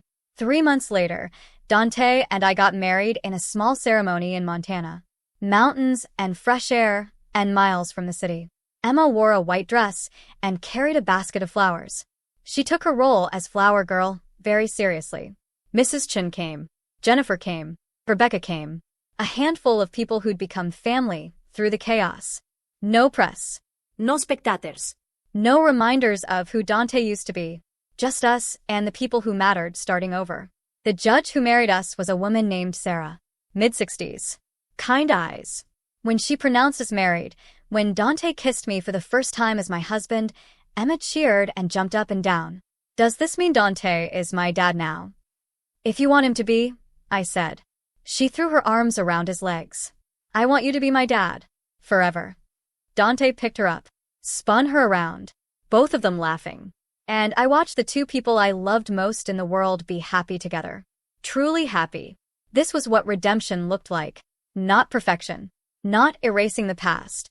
Just choosing to be better every day. Choosing love over fear. Choosing family over empire. We moved to a town called Silver Creek. Population, 5,000. Good schools. Low crime. Mountains you could see from our front porch. We bought a house with a big yard for Emma to play in. No gates. No security systems. Just normal suburban life. Dante started a construction company. Legitimate this time. Building homes for families. Creating jobs. Being a contributing member of the community. People knew him as Dante Moretti, the contractor who did good work at fair prices. Not Dante Moretti, the mobster. I went back to school. Online classes toward a business degree. Dante encouraged me. Helped me study. Believed I could be more than I'd ever imagined. Emma thrived. Her heart stayed strong. She joined soccer like she'd wanted. Made friends. Lived the normal childhood she deserved. And at night, after Emma went to bed, Dante and I would sit on the porch and watch the sunset. Talk about our day. Planned our future. Be normal people living a normal life. It wasn't always easy. Dante had nightmares sometimes. About his past. About people he'd hurt. About the man he used to be. I'd hold him through them. Remind him that person was gone. That he'd chosen something better. And sometimes I had nightmares too. About Marcus with his gun. About Emma's surgery. About how close we'd come to losing everything. Dante would hold me then. Promise me we were safe. Promise me it was over. Slowly, the nightmares came less frequently. The past faded. The present became stronger. The future became real. 1 year after we left the city, on Emma's 7th birthday, the adoption became final. Emma Holland became Emma Moretti. Legally. Permanently. Forever. She asked if she could call Dante Dad, now instead of just Dante. He cried when he said yes. Big tough guy, who'd done terrible things, crying because a little girl wanted to call him Dad. That's when I knew we'd made it. We'd survived the darkness. Built something beautiful from the ashes. Become the family I'd always dreamed of, but never thought we'd have. Vanessa sent a letter from prison. 6 pages of apology and regret. She said she was glad we were happy. Glad Dante had found something worth changing for. Glad she'd failed to destroy us. Forgiveness isn't about forgetting, she wrote. It's about letting go of the power the past has over you. I hope you can forgive me someday. Not for my sake. For yours. I didn't write back. But I didn't tear up the letter either. I kept it. A reminder of where we'd come from. How far we'd traveled. How much we'd survived. Because that's the thing about second chances. They're precious. Rare. Worth protecting. Worth fighting for. Worth building your whole life around. Dante got his second chance because I was brave enough to give it to him. And I got mine because he was strong enough to earn it. Together, we built something neither of us could have built alone. A family. A life. A future. And every day, when I watch Emma laugh or see Dante smile or feel the warmth of our home, I'm grateful. For the choices we made. For the risks we took. For the love that was strong enough to overcome everything else. This is our story. The waitress and the mobster. The single mom and the criminal. The woman who slapped the wrong person and started a chain of events that changed everything. Some people would say I was lucky. That I got a fairy tale ending I didn't deserve. But luck had nothing to do with it. It was courage. It was choice. It was deciding that love was worth the risk. And I'd make that choice again. Every single time. Because in the end, that's all life is. A series of choices. And if you're brave enough, smart enough, strong enough to choose love over fear, hope over despair, future over past, then maybe, just maybe, you get your happy ending after all. 5 years later, Emma was 12 years old. Healthy. Happy. Captain of her soccer team. Honor roll student. Everything I'd dreamed she could be when I was sitting in hospital rooms praying for a miracle. Dante and I had built a real life in Silver Creek. His construction company had grown. We employed 60 people, built half the new homes in town, sponsored Little League teams, donated to the school, became the kind of people who mattered for good reasons, not bad ones. I'd finished my degree, started my own business. Event planning. Nothing big. Weddings, parties, community events. But it was mine. Something I'd built with my own skills and determination. We were normal. As normal as people with our history could be. Then, on a Tuesday afternoon in September, a car pulled up to our house. Expensive. Black. The kind of car that didn't belong in Silver Creek. The kind of car that made my stomach drop because I knew what it meant. The past had found us. A man got out. Mid-40s. Expensive suit. Face I didn't recognize. He walked to our door and knocked. Polite. Patient. Like he had all the time in the world. Dante answered. I watched from the kitchen. Saw his whole body tense. Saw the careful mask drop over his face. The one he wore when dealing with dangerous things. Can I help you? Mr. Moretti. My name is Vincent Castellano. I believe you knew my father. Castellano. The name from the construction deal. The investors who'd been tied to Dante's old life. The family that had disappeared from our world when we left the city. I knew him. What do you want? Just to talk. May I come in? Dante looked back at me. I nodded. Better to know what this was about than to wonder. He stepped aside and let Vincent in. We sat in the living room. The one we'd decorated together. The one filled with family photos and Emma's artwork. Normal family things. Vincent looked around with interest. Nice life you've built here. Very different from what I expected. What did you expect? I don't know. Something more guarded. But this is genuine. Domestic. Vincent smiled slightly. My father would be surprised. Your father? And I didn't part on good terms. No. You didn't. When you dismantled your organization, when you went legitimate, it created problems. Power vacuums. Territory disputes. People died because of the chaos you left behind. I am aware. I'm also not responsible for how other people chose to respond to my exit. Maybe. Maybe not. Vincent leaned back. But that's not why I'm here. I'm here because my father is dying. Cancer. He has maybe 6 months. And before he goes, he wants to make peace. With you. With his past. With the choices he made. I don't want his peace. I'm not asking you to forgive him. I'm asking you to meet with him. Hear what he has to say. Let him say goodbye on his terms. Vincent looked at me. Mrs. Moretti, your husband isn't the same man my father knew. I can see that. This house, your family, the life you've built. It's real.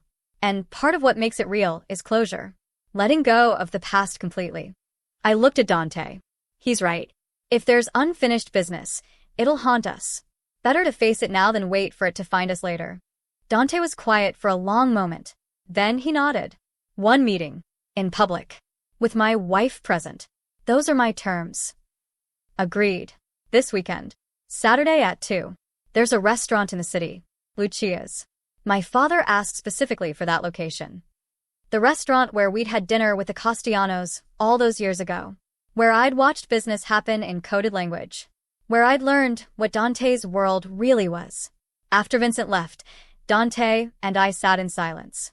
Emma was at soccer practice. We had an hour before she came home. I don't want to go back, I said quietly. To that world. Even for a day. Neither do I. But Vincent is right. Papa Castellano dying means the end of an era. If I don't make peace now, if I don't close that door properly, it stays open. And open doors let dangerous things through. What if this is a trap? It might be. But I don't think so. Vincent wouldn't come here in person if he meant harm. He'd just act. This feels like genuine closure. Then we go. Together. We face the past. And then we come home and close that door forever. That Saturday, we drove to the city. 3 hours of highway and changing landscape and memories neither of us wanted but couldn't avoid.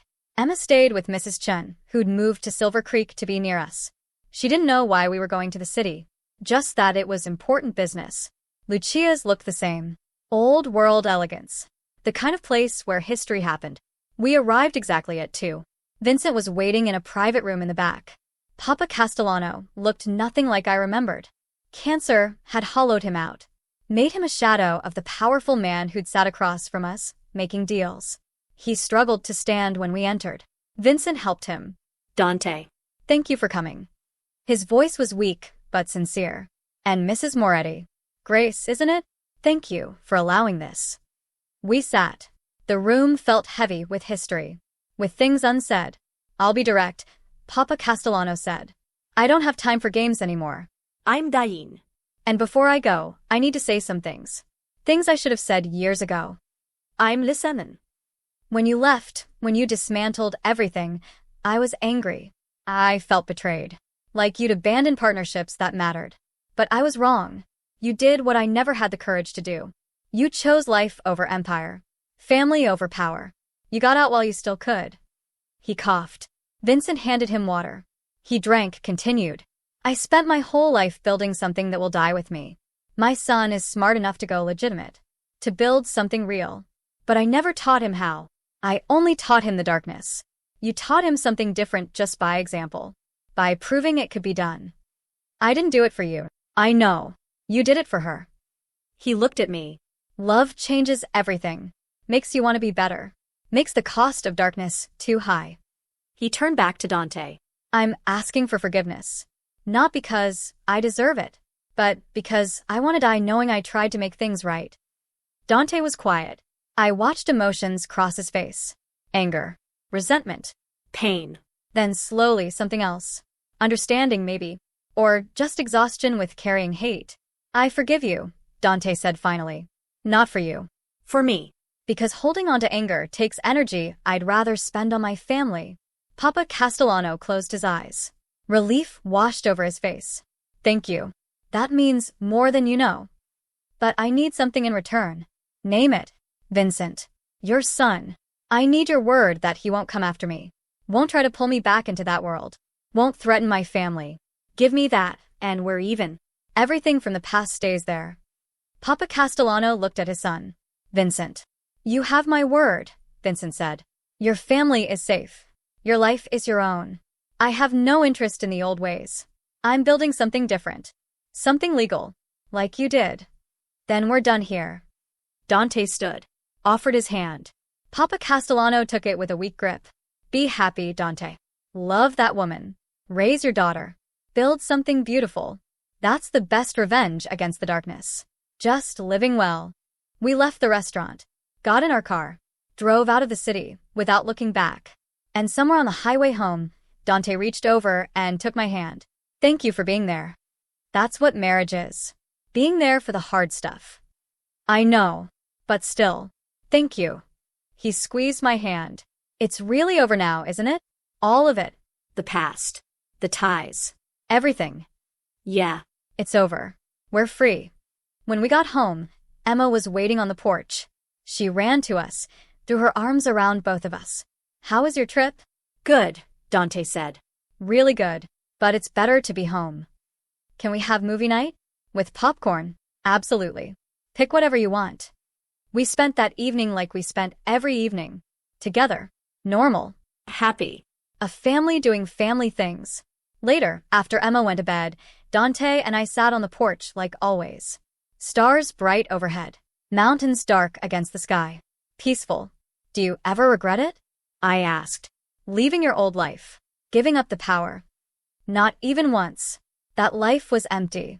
This one is full. He put his arm around me. I have everything that matters. You, Emma, peace. That's worth more than any empire. What do you think Emma will do? When she grows up? Whatever she wants. As long as she's happy and safe, I don't care. Doctor. Teacher. Soccer player. Whatever makes her come alive. She's going to be amazing. You know that, right? Strong and brave and kind. Everything we could hope for. She gets that from you. The strength. The bravery. The kindness. She gets it from both of us. From watching us choose love over fear. Hope over despair. Future over past. We sat in comfortable silence. Then Dante said something that made my heart skip. I want another kid. I looked at him. Are you serious? Completely. Emma's getting older. More independent. I want to do the baby stage with you. Raise a child from the beginning. Build a family that's completely ours. No trauma. No fear. Just joy. A baby. Or two. Whatever you want. I want more of this. More of us. More family. I thought about it. About sleepless nights in diapers and all the chaos of a newborn. About Emma as a big sister. About expanding our family. Our life. Our happiness. Okay, let's do it. Let's have a baby. He kissed me. Long and deep and full of promise. And I knew this was the right choice. The next chapter. The next adventure. 2 years later, we had twin boys. Lucas and Marcus. Yes, Marcus. Not after Marcus DeVito. After the biblical Marcus who wrote about redemption and second chances. About how people can change if they're brave enough to try. Emma was the best big sister. Patient and loving and protective. She taught the twins to be kind. To be strong. To be good. Dante was an incredible father. Present and engaged and never taking a single moment for granted. He'd learned that lesson the hard way. Learned that time with the people you love is the only thing that really matters. And me, I was happier than I'd ever imagined possible. Running my business. Raising our children. Loving my husband. Living a life that was normal and beautiful and completely ours. Sometimes, late at night, I'd think about that day at Salvatore's. About slapping Vanessa Kane. About how one moment of courage had changed everything. Led to all of this. This family. This life. This happiness. They say you never know which moment will be the one that changes everything. Which choice will redirect your entire future. But I know exactly when my life changed. When I stopped being afraid. When I stood up for myself and started the chain of events that led to everything that mattered. No one dared challenge the Mafia boss's fiancée. Until I did. Until a fearless waitress taught her a lesson that started a war and ended with redemption. This is my story. Our story. The story of how love conquered darkness. How courage built a future. How second chances become something beautiful when you're brave enough to take them. And if you're out there, struggling, afraid, wondering if things can ever get better, let me tell you something. They can. If you're strong enough to stand up when it matters. If you're brave enough to choose love over fear. If you're willing to fight for the people who matter. Then yes, things can get better. Life can change. Darkness can become light. I'm living proof. Friend, thank you for staying with me to the very end. For walking through this journey with us. For believing in second chances and redemption and love that conquers all. If you believe that strength isn't about how you fall but how you get back up, then please tap subscribe and join our community. You won't want to miss the stories we share next. I've got more stories that will move you, and I promise each one is worth your time. I've picked out another story just for you, and you should see it on the screen now. I hope to see you there. Until next time, remember, you're stronger than you think, braver than you know, and capable of more than you imagine. Choose courage. Choose love. Choose life.